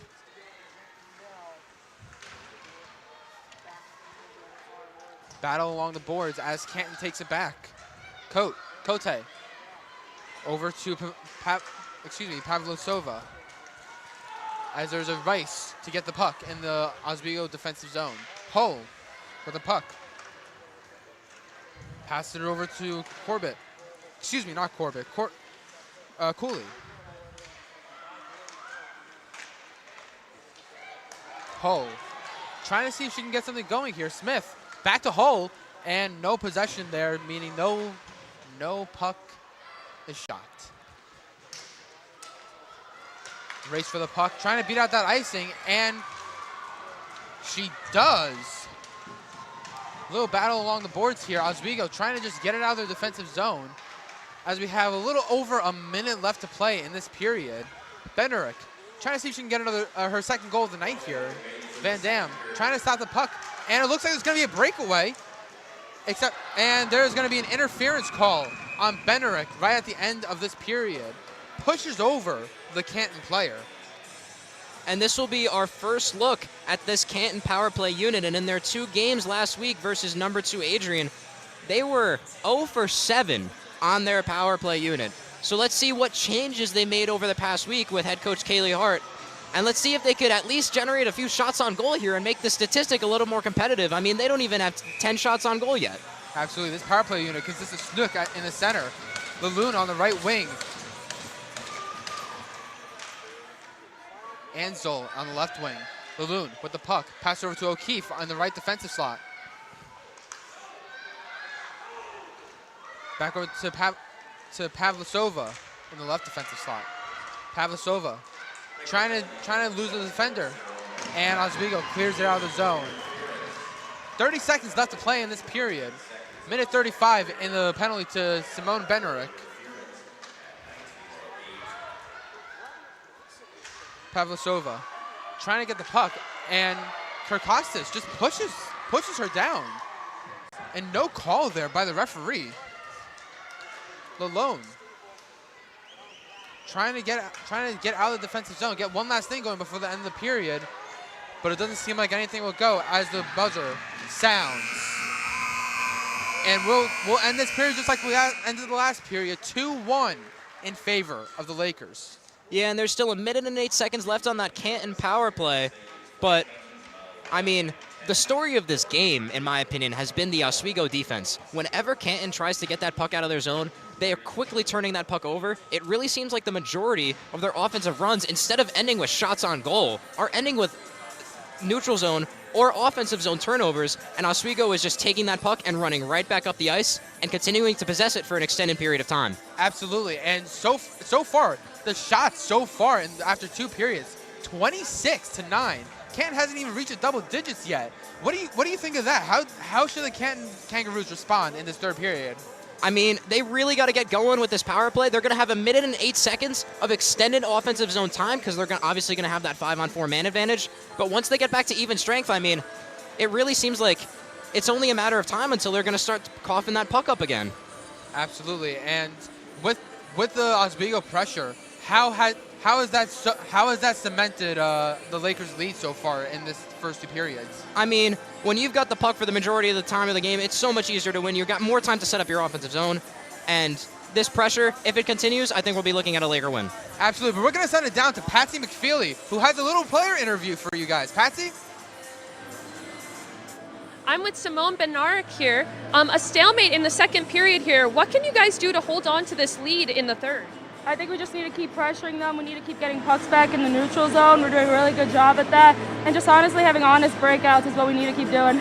How great did it feel to score that equalizer in the 1st? Oh, awesome. It felt really good. Yeah.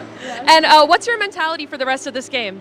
Just to keep pushing, keep getting pucks on net. We got to get the rebounds. This goalie's letting out a lot of rebounds, so definitely just pushing and playing hard against them. Not too hard, though, to get a penalty, but hard. Awesome. Amazing work. We're going to go back to Chris and Connor at the perch. Thanks, Patsy. So we're going to send it to a quick break here, but do not go anywhere because our boys Kenny, Dom, and oh my Lord, I forgot his name for a second. Kenny, Dom, and Paulie have the second intermission show for you. Stick around on WTOP 10.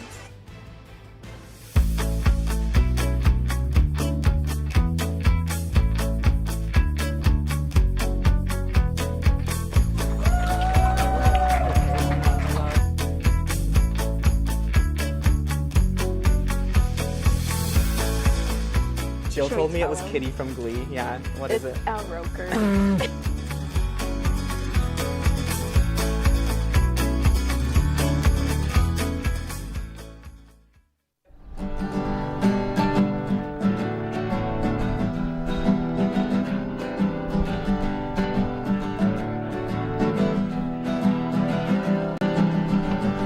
We're here for you, we're here for you. This is your channel 2.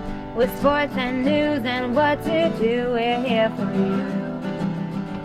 It's your TV, you're watching WTOP. Your TV, thanks for watching WTOP.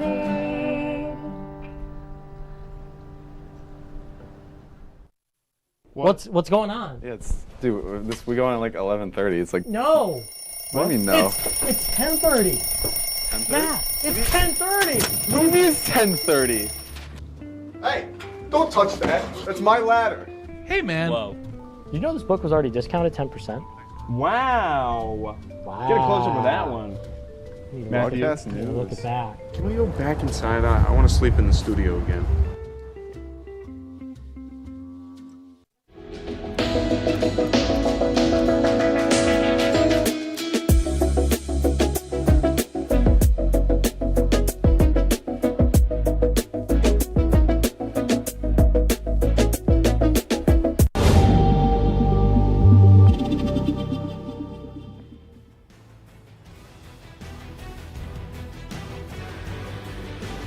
Welcome back to the perch right here on WTOP 10 for the 2nd intermission of the game. I'm your wonderful, colorful, amazing, and fantastic, and some other synonym that I can't think of, host Kenny Gerard. It's coincided by Tom Perrone and Paul Beatty. And guys, that is a completely different period than we saw. Some may say it not the most exciting period, but if you are a fan of the Lakers, they come out holding the lead. Well, if you're Canton, you're now coming to this third and last period thinking, well, this is it. The last 20 minutes, they got to get something going. So I'm just going to ask you guys some quick general thoughts before we get going here. Dom, you can start off. Sure. It just wasn't the most exciting of periods. It happens a lot in hockey. You get two teams that start really playing against each other. There was a lot of intercepted passes. There was a lot of missed passes. There was a lot of shots that the goalies were able to easily track. There was no trickery going on in that period. There was nothing new or nothing exciting really going on offensively in that period. The defense, however, in a scoreless period like that, clearly is doing well. Yeah, and Paulie, what are you thinking? Yeah, nothing super sparkly to really look at. The goaltenders did a great job in that one, a couple of good saves, but I want to take you to the shots in the period. Oswego had 10 total shots in the period. Canton held to 9 in the entire game. So the Lakers went from 16 to 26. Canton still not even at double digits. So it's a testament to not only the Canton's offense that's really got to step up, but it's also that the Laker defense has kind of shut them down. Well, Paulie, you read my mind because we're going to get there in a little bit. But before that, we're going to take you guys on a trip around the SUNYAC for all the games that happened today. So currently, up in the North Country, Potsdam against Buffalo State leads 1-0 through 2 periods, while Plattsburgh, as we said earlier, fell 2-0 to Cortland. So the North Country not looking great, Tom. No, and having called a few games in Plattsburgh and having watched a few Potsdam games, they're not the best of teams. They're competitive, they stay in it, but they just don't quite have it. You know what I mean? So, North Country not looking so good today. There's always next week. There's always a way to bring it back. I don't think we've seen the full potential of either Plattsburgh or Potsdam, that's for sure. Just to piggyback off of him, I mean, and to give Cortland some credit, they're still at the top of the standings. They're 3-0, like we said. A bunch of goals with the goaltenders kind of just keeping it in control. I mean, 1 goal against Cortland in 3 games. I mean, just great defense and great goaltending by their part. Like you said, there's always next week for the North Country. Oh, yeah. Oh, absolutely. Like I said, take a little preview into next week. Coming down into the Deb is going to be Plattsburgh and Potsdam taking on the men's team for our whiteout weekend. Huge weekend coming up here. As well as the women's team, the next time they play at home is also going to be against Plattsburgh. So the North Country is going to be right here. So that's where we're taking a nice close look around the SUNYAC, but especially at those games in particular. But guys, I do want to take you down a journey now to Molly Lenahan. She's the goalie for Canton. Now, her stats of the night, 2 goals allowed on 24 saves. It's a 92.3% save percentage. The question that is in my notes from our producer here is she the GOAT? Is she carrying the team? Carrying the team, yes. GOAT, I don't know about that. Goats don't normally let in 2 goals and one of them being the last minute. But, you know, Hank did it, Henrik Lundqvist, you know, it happened to Martin Brodeur. It happens. It happens sometimes. But this is why that she was my player to watch. That save percentage and that goals against average last season, I feel like the record that she had, 8-9 as a goaltender, is a poor representation of how she is as a goaltender. 1.89 goals against average and a .932 save percentage. This is standard for her. She's a very solid goaltender, clearly. And it's keeping up through this game. Oswego's just pressure, and their defense is not helping Lenahan out. And Paul, you kind of alluded to our next point here, but I'm going to hop over like the Easter Bunny to Oswego dominating on shots. Now, they went up 21-10 in shots in the second half. And like you mentioned, Canton, 10 shots in the game. Oswego had 10 last period. So I think it's definitely an offensive push for Oswego. A lot of time in their offensive zone, while Canton's been on the back of their skates a lot this game. What do you see from both sides that maybe can either make a change, or how are you feeling overall? I mean, there definitely has to be a change for Canton. The last 2 games, they let up so many shots on goal, and they had still nothing to go for it. Like I said, they were held to at most 13 shots the last game, and then 9 their previous. Right now, they're sitting at 9. Are they going to beat it? Who knows? But at this rate, it's not going to matter, because if you're not getting shots off, you're not getting goals into the back of the net, and you're just letting Oswego weave their way through the defense, it's a testament to both the defense and the offense of Canton that are not doing a stellar job so far. All right, guys, so I'm going to do something a little bit different here.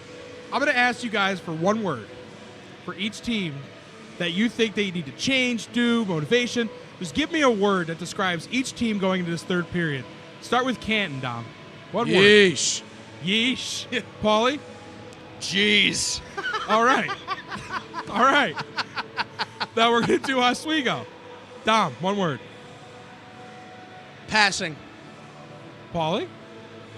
goaltending. Elaborate. Passing. It's got to stay crisp. It didn't look too bad this period. They were able to connect a lot of good ones there. But I saw a moment right around the 10-minute mark of the period. They were deep in their own end, and they were passing it around amongst themselves. But even then, there were pucks getting under sticks. There were passes that weren't quite leading on. It was instead of leading a pass, because when you got somebody moving, you want to pass at where they're going to be, not where they are currently. You saw a lot of stopping and getting the puck. You got to lead. You got to lead your passer. Now, Paul, I'm going to ask you to elaborate on G's. On G's? Oh, did you want me to elaborate on Yeesh? No. Just have him do G's. 9 shots on goal through 2 periods. I mean, even with goaltending, you're going to want that anchor in between the pipes. That's what they have. Even though there's 9 shots on goal, only 1 went through, and that was only, 4 minutes into the game. So doing a great job behind the pipes in the defensive zone, and it's been Oswego's game so far. So that's actually a good segue into my next point here. Now, we haven't talked a lot about Lexi Levy. Now, she has faced 11 shots, only letting 1 get by. That's a 91.7% save percentage. She is the veteran on this Oswego team.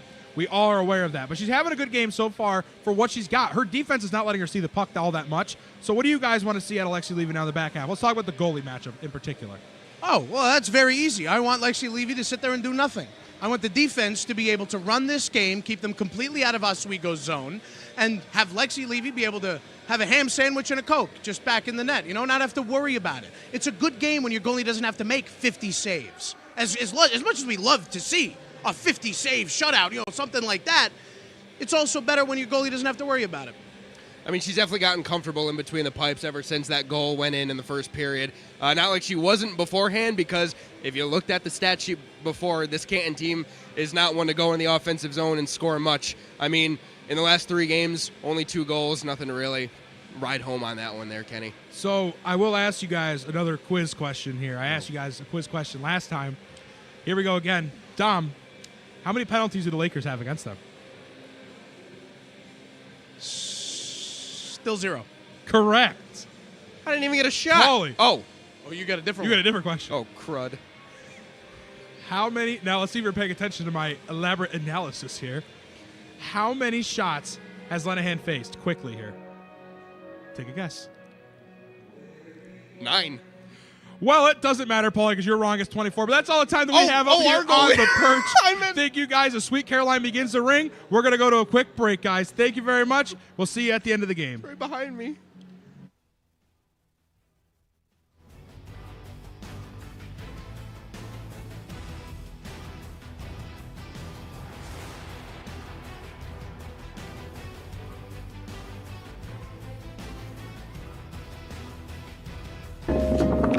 La la la la. Free.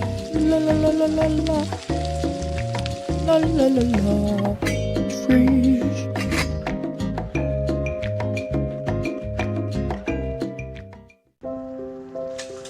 I want to eat apples and bananas.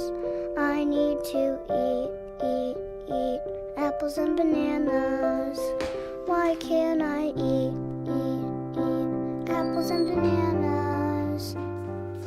Support the Feeding America nationwide network of food banks to help provide meals to those in need. Join us at feedingamerica.org.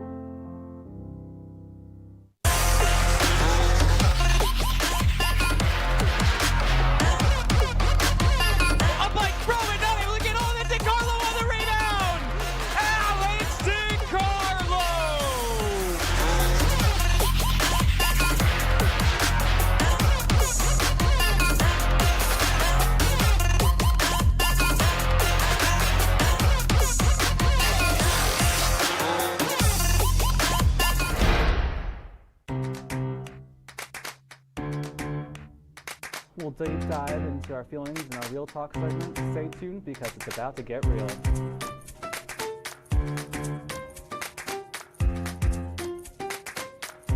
And it could be your last chance to see one occur for 2 decades, as the next time one will be visible over the continental U.S. He's May 84. Yarrow told police in the hospital that he had pressed the doorbell and bleeding. They mix with oxygen and nitrogen. They become briefly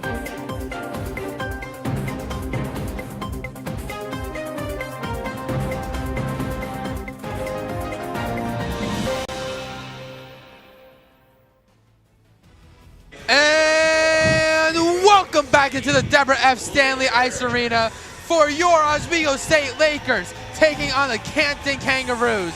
2-1 is the score right now after 2, and we're going to this third period with the Lakers on the penalty kill and the Canton Kangaroos on the power play. Connor, what a game it's been so far. Yeah, pretty entertaining first period. A little slow down in pace of play in terms of the second period with Oswego's defense really being the main story. But this first 1 minute and 8 seconds of this opening period, when Canton's on the power play, should tell us a lot as to how this game's going to finish up. Because this is, in my opinion, their best chance to get even on the scoreboard. Absolutely. There's no time like now for the Canton Kangaroos. And right now they have a minute 8 of right now. They have Simone Bednarik into the penalty box. Kangaroos have to convert here for their chances to stay alive.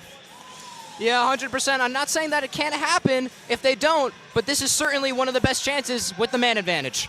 Absolutely. As we are getting ready for the face-off here, Mucha going against Snook in that face-off circle. And before the puck drop real quick, what's your player to highlight for this period? It's going to be Lexi Levy. And she's got us for the Canton is Snook. As puck drop has commenced. Canton already entering the zone, trying to get something converted here in the next minute. Canton trying to convert something here, getting in, battling on the boards as the Lakers are about to take possession and clear the puck. Canton can't get there, and it goes into the defensive zone. Pavlisova with the puck, driving it in, passes it over, driving it in, trying to get in by the boards, trying to get past the Oswego defender, but cannot. Shell whiffs on the clear attempt, passes it over to Pavlisova. Right back over to Snook. Snook lets it go for Hansen. Hansen shoots it, trying to get it back to Snook behind the boards. Snook looking, trying to see if anyone's out front. Person out front whiffs. Hansen shoots it into the net, and a direct redirect by O'Loon, but Levy is able to stop it. Mucha trying to get it out of the zone. Power play is over. Lakers are at even strength, and the Canton Kangaroos cannot convert on that power play, Connor. Yeah, and you got to be a little disappointed here if you're head coach Kaylee Hart. I mean, your team just finally, 2 minutes into the third period, got 10 shots on goal with that last one. And they didn't even register a single shot on goal in that last minute and 8 seconds on the power play here. I mean, what's going on? It's unfortunate for the Canton Kangaroos. If I had $1 for every shot they had, I can get the Fortnite Battle Pass here. But unfortunately, Canton cannot get enough shots on goal for them. As the Lakers trying to keep possession of the puck, but give it away to Canton. Canton does a drop back pass. Over to Hansen. Back over to Townsley.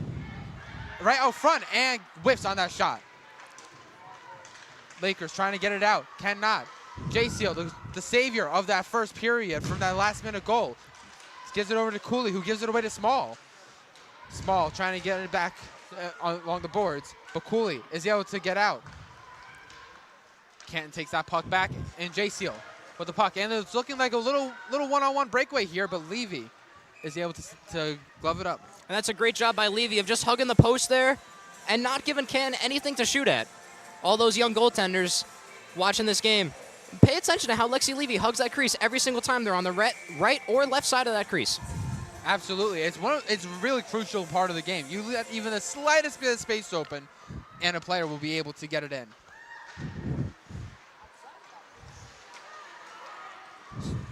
So Corbett going into the zone.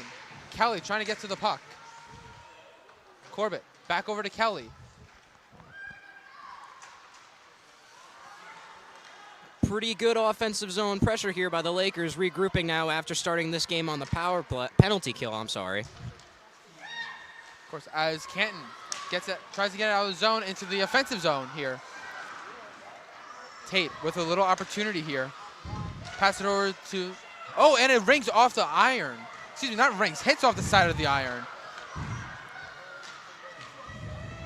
As the Kangaroos trying to keep possession in that offensive zone. A lot better so far than they have in those first 2 periods. Yeah, they're not chasing the puck as much here in these opening 3 minutes.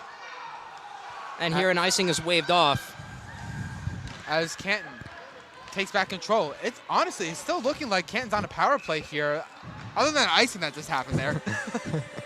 A little bit of the announcer jinx right there from Chris DeLuca.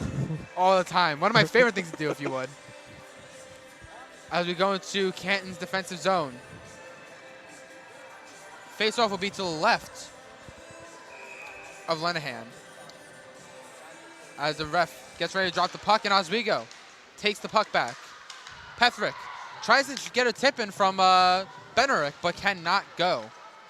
Canton takes the puck back behind the net. Tate trying to shoot it up.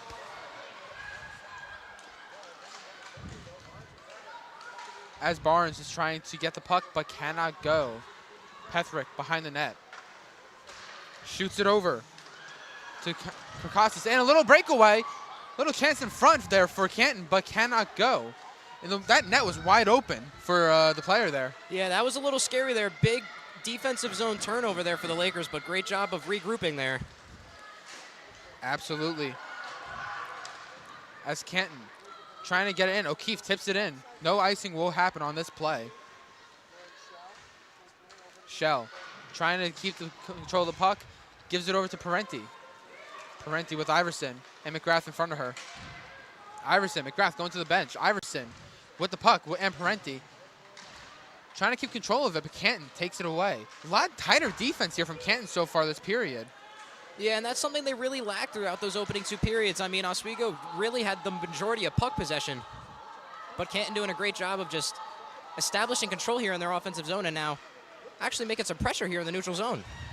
Absolutely. As Valaket takes a shot and it goes wide. And Preston with the puck behind the net. Passes it up to Parenti, but Parenti not fast enough to get there. Barnes passes it over to Panko. Back to Barnes. Barnes back to Panko. A little bit of catch and play over there as it gives it over, as they give it over to Preston. Preston to Van Dam. Van Dam trying to get it to Parenti there, but cannot get it to her. Canton trying to enter the zone. Canton shoots. Levy never saw it, and it's wide open for the Canton, and Levy is able to stop it. Levy on her side trying to stop the puck, and the puck is called dead. What a sequence there. Oh my goodness, Lexi Levy there doing a great job of just staying reactive and just trying to stay with the play. I mean, the net was wide open there for a second, but Levy doing a great job of just falling back onto it, kind of looking like Igor Shesterkin in those Ranger memes when he's just laying on his back there. Absolutely. Taking a little quick nap there. Taking a little quick nap in the crease, yeah. You got to imagine 60 minutes of play. You get tired. You just want to take a quick nap sometimes. Let the defense kind of take care of it for you. As the Lakers trying to get it out, but the Canton keeps it in. Oswego trying to clear it and does. And looks like a little two-on-one opportunity here. Cooley passes it over to Smith. Smith pressured by the Canton, and Canton takes the puck back, and it goes flying in. Oh, not into the bench. Excuse me. J Seal with the puck, rings it off the boards, and puck is called dead. I think it may have hit the ledge there, Connor. Yeah, it looked like it might have just scraped by the Oswego bench there for a little bit. Nonetheless, we'll have a neutral zone face-off here. And I'm interested to see if the Lakers can continue. Nope, I'm sorry.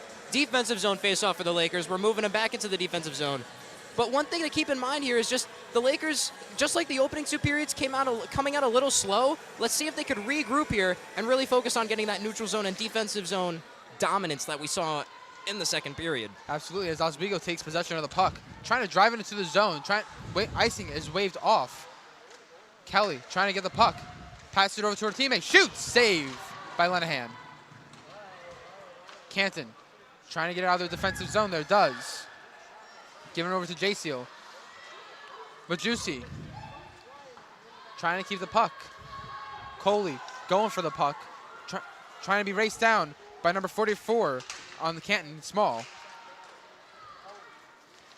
Sends it over to Majewski. Majewski taken down over there in the defensive zone by Canton.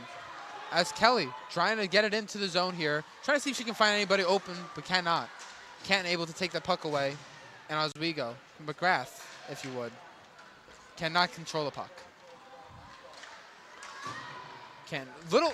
And it looks like we're going to have, excuse me, Krakostas almost had an opportunity in that slot as Pethrick trying to keep Small out of their defensive zone, and an icing, I think it's called. So we'll see an offensive zone faceoff now for the Lakers, and that tired Canton group of bodies down there on the ice that tried to clear that puck and just get it out of their defensive zone, now going to be unable to change. Let's see if Oswego can take advantage of those tired bodies on the ice. Absolutely. This is a big chance for Oswego. They just have to win this faceoff. Benerick going off against Canton, and Canton wins that faceoff. Small able to take it out and dump it in as Canton goes for that change. A little bit of a missed opportunity there for the Lakers, who so far in this period have not been getting that many shots on goal. Yeah, a little bit of a slow start, just like the opening 2 periods for the Lakers, but we'll see here if they could pick it up in these final 12 minutes. Absolutely, as Canton right now is leading the shots on goal in this period, 5-1. Little bit of a ice tilt over here. Yeah, and that's certainly what you want to see if you're head coach Kaylee Hart. I mean, this is kind of what you wanted from your team all game. It's just a little unfortunate that they're only playing like this now in the 3rd period. Absolutely, the coach must be wondering, where was this in the first 2 periods? As Canton trying to get some more pressure going in that defensive zone. Lexi Levy leaving it off for Pethrick. Sends it over to Parenti, but cannot control it. Balloon sends it in front and wide of the net.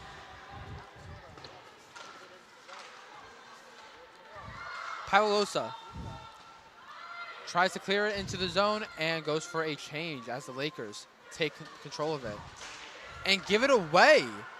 Bad giveaway over there. Shoot, save. What a save by Lexi Levy right off her left shoulder. What a job by Levy there. Makes one stop, quick, leaves the rebound right in front, makes another one.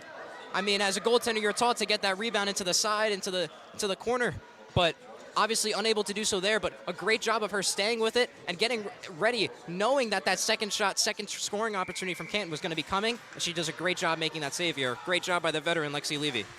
Absolutely. If the first 2 periods were all about Lenahan, this last period is all about Lexi Levy so far, keeping the Lakers in this game, keeping their lead as a loon, taking the puck, trying to get into that offensive zone here. Van Dam there to try and battle it along the boards, along with Preston. Oswego tries to take possession, cannot. Canton hits it off of Hull, sends it out in front. Nothing happens. Hull with the puck, trying to clear it out, able to get it out of the defensive zone. Canton will have to touch up if they want to get onside again. As they get the puck into the zone, Van Dam sends it over to Cooley, back over to Smith. Smith taken down by the Canton player. Some of the bench for Oswego not liking that. Yeah, should have thought there was a call there. Bench certainly looking for a penalty there, but not going to get it from the ref. We'll play on here. Speaking of penalties here, Canton only really having those 2 penalties in that first period so far have not been taking as many as we thought they may have. As a shot, what a toe drag there, but it goes right off the pad of Lexi Levy. Almost like Connor Bedard there with a little toe drag release there. Absolutely, very, very reminiscent of that. Not something, and not offside. Surprised, honestly, from my eyes, it looked offside there. Doesn't matter anymore anyways. It goes behind the blue line, and Lakers have to touch up. Canton with the puck in the defensive zone. Tries to clear it out.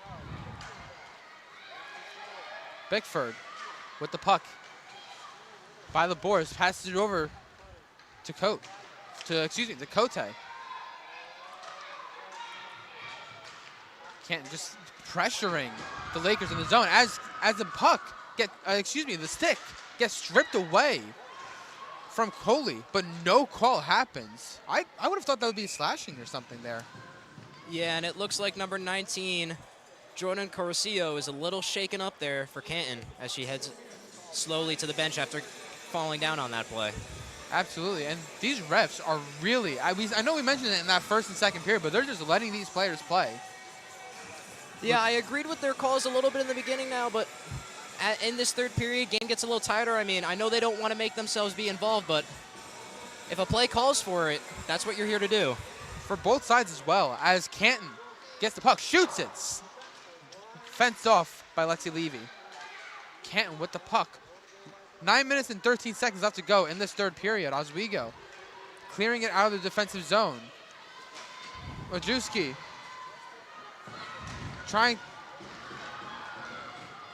Canton trying to get through the center ice. Going into the offensive zone. Lakers, Benerick.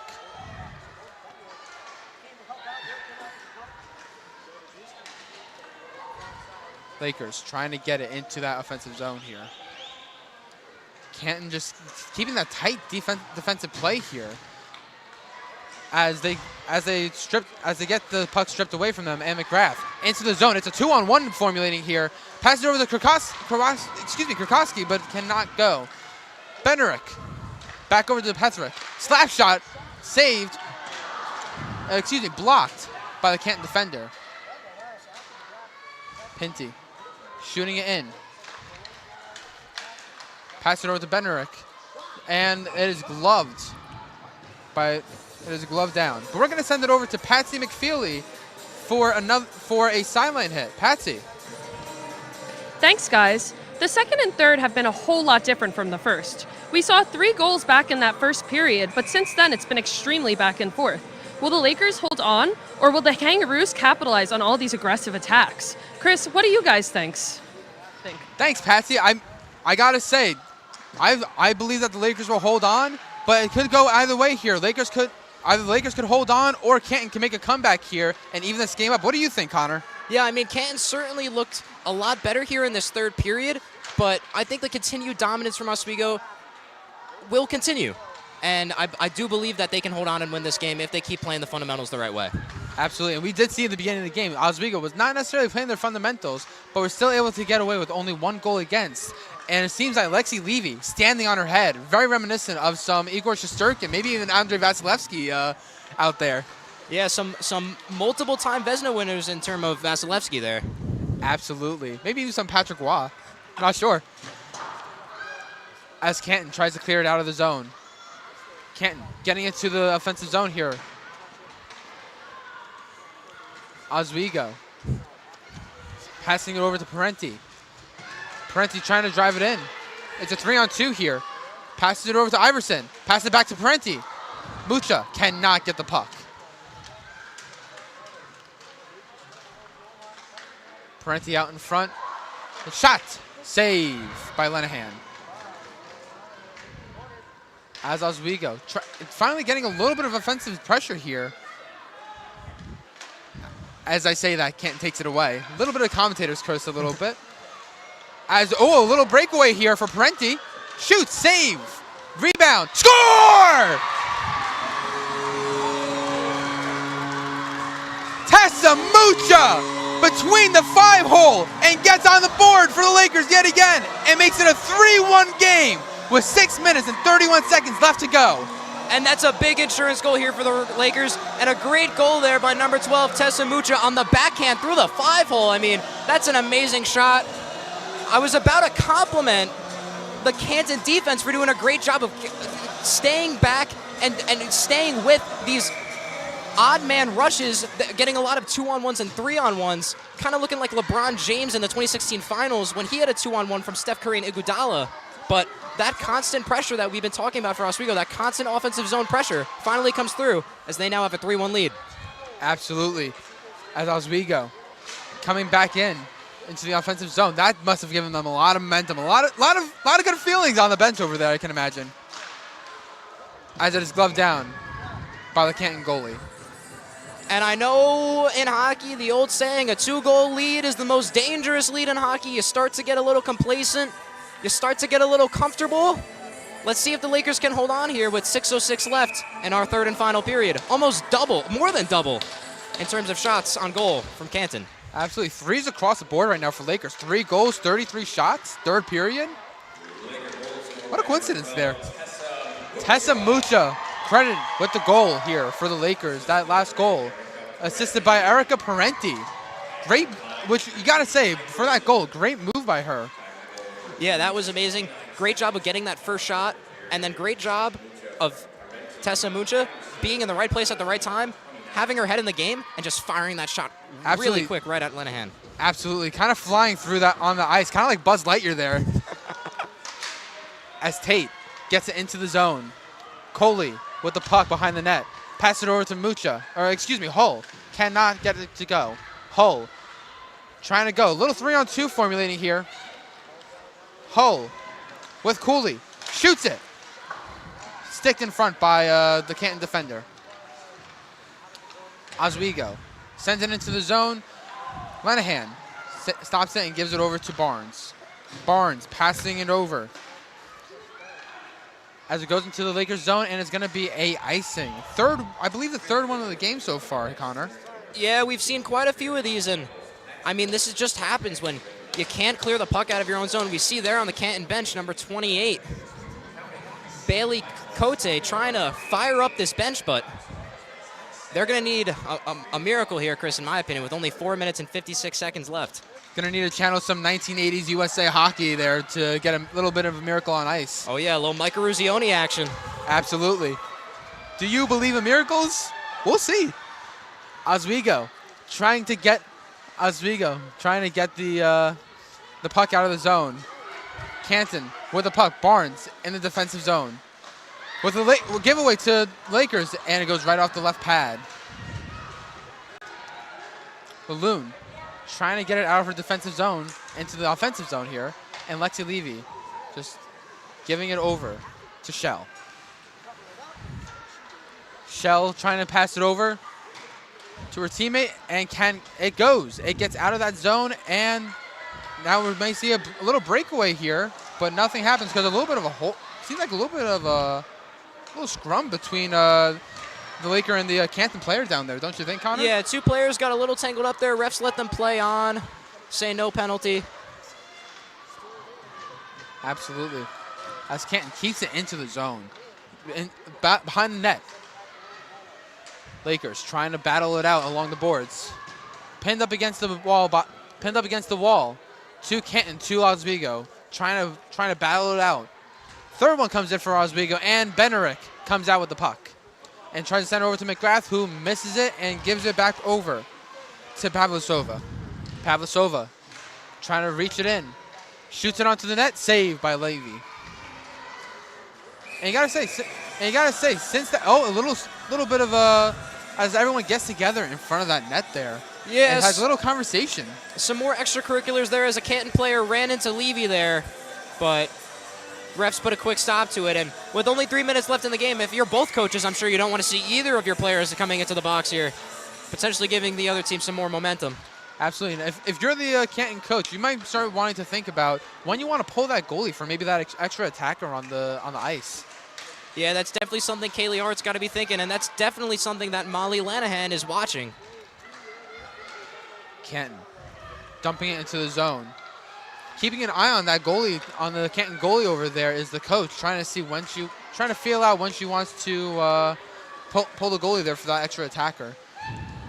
As Valaquette passes it over to her teammate. Canton shoots it in right off of Levy's pad. Small trying to juke the defender over there to get the puck into the offensive zone. As there's a little bit of a chance there, a little rush between McGrath and the Canton player. Van Dam and the Canton player. Van Dam with the puck, trying to get out of the zone here. Iverson with the puck into the slot. She shoots, save, rebound, no go. Canton, 2 minutes and 15 seconds left in this period. 3-1 is the score for the Lakers. 35 shots to 18 in favor of the Lakers. Canton trying to figure out how to get back into this game here. Oswego with the puck. Iverson back over to Parenti. Iverson back with the puck along the boards. Pressured over by Pavlisova. J-Seal into the front. Nothing goes. Canton, 1:43 left in this period. They have to be thinking about pulling that goalie soon. They just have to get it out of the zone and keep possession. Into the offensive zone, Oswego takes control of it. No goalie gets pulled yet. Canton dumps it in. Hits Levy, and Oswego takes possession of the puck. Cooley over to Hull. Hull, it's a 2-on-1 formulating here. Shoot, save by Lenahan. Canton having a good speed over here, getting out of the zone. Shot, save Levy. Ansel trying to keep possession, and it goes back into the zone of Canton. 1 minute left remaining in this game here. 3-1 is our score for the Lakers. As Canton trying to get it up the middle, just cannot. This Oswego defense has been too much for them as this final period has gone on. But you can't say they haven't tried so far, with 20 shots on goal total for this Canton team, when they only had 9 going into this period. Yeah, they've done a much better job here in this third period of trying to break through that neutral zone of Oswego. But Oswego's still doing a great job of controlling it and not giving Lenahan a chance to get off the ice to get that extra attacker on. Absolutely. I believe Canton at this point has decided against taking out that goalie, as we have 23 seconds left. Some extended possession time in that offensive zone, but no goalie has been pulled. As we start heading into the final countdown of 15 seconds, Lakers just kind of on cruise control at this point. Canton trying to battle for the puck against the board as the final countdown begins with 5 seconds left on the clock. 4 seconds. 3, 2, 1, and the game is over. Lakers have won against Canton Kangaroos 3-1. And a great performance all around from the Lakers as they improve to 1-0 in the SUNY Conference, 3-0 on the season. And I mean, they just look like the more complete team here tonight. You look at terms of shots on goal for offense, you look at the scoring chances, and you should just look at how they dominated that neutral zone and their own defensive zone in terms of forcing turnovers and really not giving Canton any good scoring chances outside of the first 2 minutes of that game. Absolutely, as the Lakers go and crowd Lexi Levy, the star of the game, if you would, with a 952 save percentage. Yeah, Vesna numbers yet again by Lexi Levy. This team will go as far as she can take them, if you want my opinion. Absolutely, reminiscent of the Rangers, if you would. Shesterkin carrying, Levy carrying. A little bit too much Rangers talk so far on this call. So, yeah, you could certainly tell we're both Ranger fans, but just like the way that the Rangers have been built over the past 20 years with Henrik Lundqvist and now Igor Shesterkin, Lexi Levy certainly looking like a generational goaltending prospect here for the Lakers. Absolutely, as the handshakes commence, and the Lakers have finished with this win 3-1, 37 shots to 21. Let's talk about that third period for a second. The shots for Canton, they went from 9, according to our scoreboard here, 9 shots in the first 2 periods to 21 in that final frame. 12 shots on goal. Where did that come from? I mean, if you want my opinion, it was probably from a speech by Kaylee Hart in the locker room, but obviously too little, too late. You got to be a little disappointed if you're Kaylee Hart, just in terms of not being able to get that dominating 12-shot performance earlier in this game. Absolutely, as the Lakers circle the center and they go celebrate. Sticks up high in the air, as they have to be happy here. Finally keep tying up that record against Canton since the Canton head coach came into the program. Yeah, and that's a big statement win for Mark Digby. I mean, coming into this game, we mentioned it before.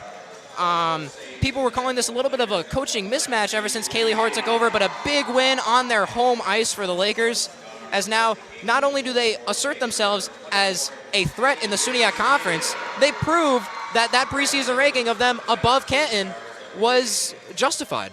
Absolutely, as Mucha gets the third star, Levy gets the second, and JCO gets that first with that buzzer beater goal from that first period. Certainly the highlight of the game. Absolutely, I got to tell you, that goal was shivers down my spine as the Lakers crowd each other, as the Lakers crowd each other, giving hugs, getting cameras, pictures taken, as they just celebrate. And we're going to send it down to our silent reporter, Patsy McFeely, who has a little interview here for us. Patsy, take it away. We're here with Mark Digby, the head coach. We've seen some great defense, especially from Lenahan and her outstanding defense, fast reflexes, and versatility. How do you feel about your team tonight? I thought we played hard. We got pucks to the net, did a really good job getting pucks back in the offensive zone. And when you play a team as hard as Canton is to play against and you only take one penalty, that's a great sign for the discipline of this team as well. Your team also had an impressive offensive showing. How can you carry this momentum into next week? Yeah, well, I think it's the day off tomorrow is timed very good for us. So it's been a hard stretch here the last month. I think the players have been super receptive to everything that we've been trying to just ingrain in them in the way that we want to play, the style we want to play. Practice has been pretty tough, so a day off tomorrow is going to be very helpful for them just to get their jump back come Monday. Of course, and thank you so much and congratulations. Before I toss it back to the desk, I'd like to shout out the McFeely family for supporting me in my first time sidelining. So thank you guys so much for watching. I'm going to toss it back to the desk. Thanks, Patsy, and a very good shout out to the McFeely family and to our families as well, the Luca family and the Sangus family. Love you, Mom. We're going to toss it to one final break, but stick around because Kenny, Dom, and the guy I forgot before, Paulie, have our final post-game intermission show for you. Stay tuned on WTOP 10.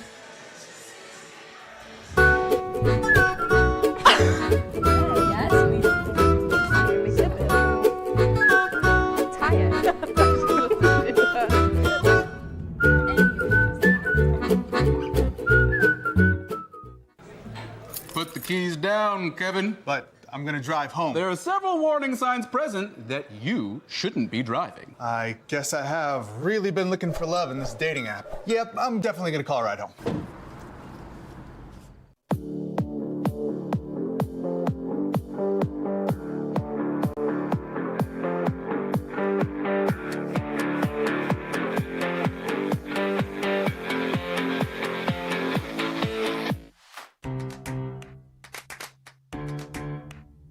We'll deep dive into our feelings in our Real Talk segment. Stay tuned because it's about to get real.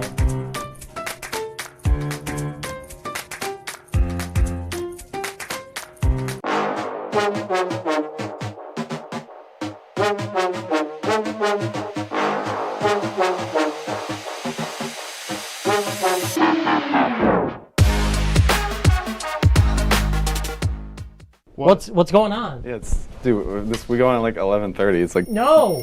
What do you mean no? It's 10:30. 10:30? Yeah, it's 10:30. What do you mean it's 10:30? Hey, don't touch that. That's my ladder. Hey, man. Whoa. You know this book was already discounted 10%? Wow. Get a closer for that one. Matthew, Look at that. Can we go back inside? I want to sleep in the studio again.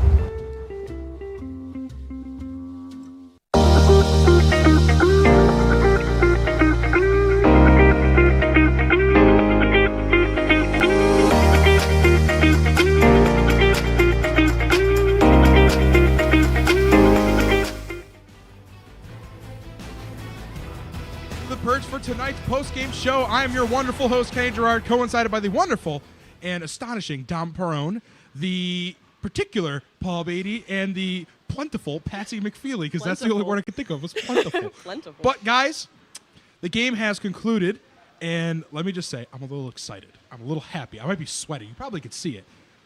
Guess who got the pick right? Yeah. He predicted it before. Can I just say, I've been doing this for a long time now. I have had lots of picks, and tonight is the night. Oswego wins 3-1 over Canton. I am ecstatic, probably more ecstatic than anybody. I'm happy, but let's just get some post-game thoughts, guys. Dom, we'll start with you. What are you thinking? Yeah, hey, both of my players of the game performed well. I mean, the goaltender in Canton was stellar for the most part. Defense let her down quite a bit. Tessa Mucha with that third goal of the game to help you get your prediction. I told you she was somebody to watch. She's a great skater. She's able to find the puck, fire in the back of the net. Beautiful. And Paul, let's get into some specifics here. Obviously, Oswego takes a victory 3-1. We take a look at some of the stats there, as you can see on your screen as well. What are you looking at? What's sticking out for you? I mean, as much as I like the goal, I like the name more. I'm going with Tessa Mucha, too. I would be Mucha happy if I had my pick right, but looks like my pick, I'm as good as making picks. Yeah, okay. I'm as good as making picks on scores as Melinda Brancato is on directing hockey games. So that's my final thoughts. Not salty, but I was screaming a little bit to get one more. Okay, we all know it's a joke.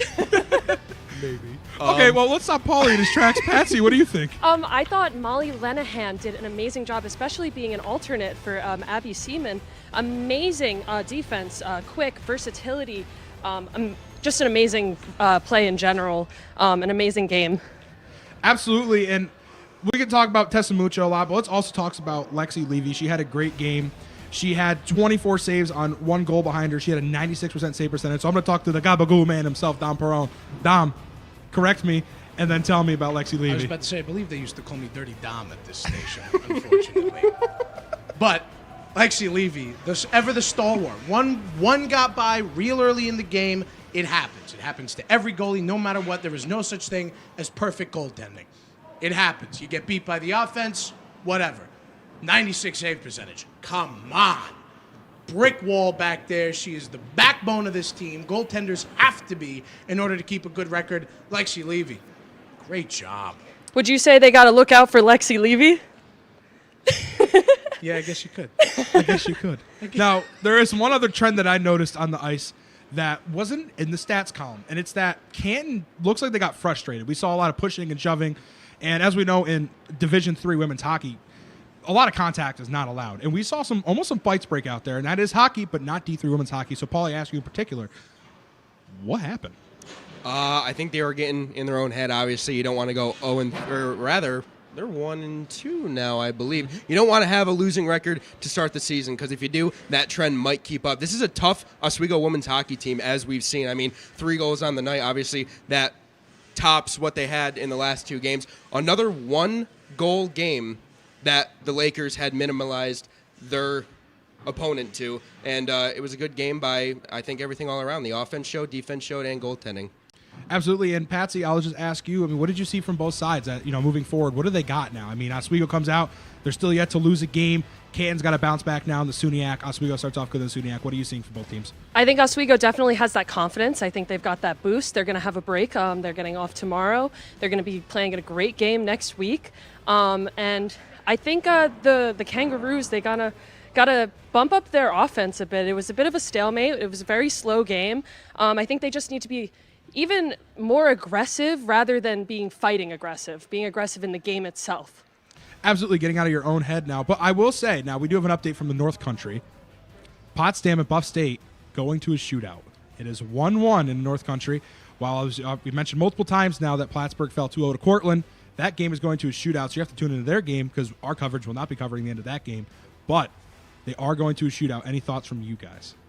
Hey, a shootout, I know that a lot of people are like, no, let them play overtime periods until the end. I love shootouts. They're such a fun part of hockey. One-on-one, skater versus goalie. What a better sight. You try and fool them. You got no defense around you. You can't get a rebound. You got one chance. So much fun.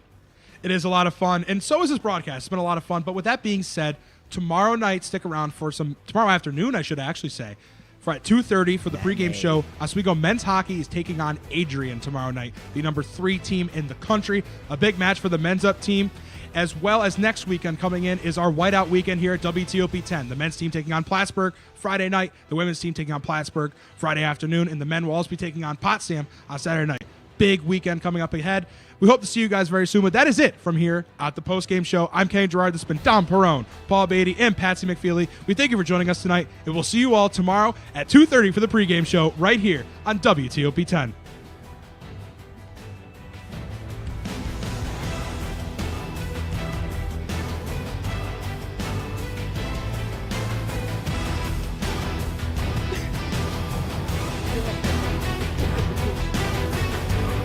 Yeah, no, it's my rings hitting together.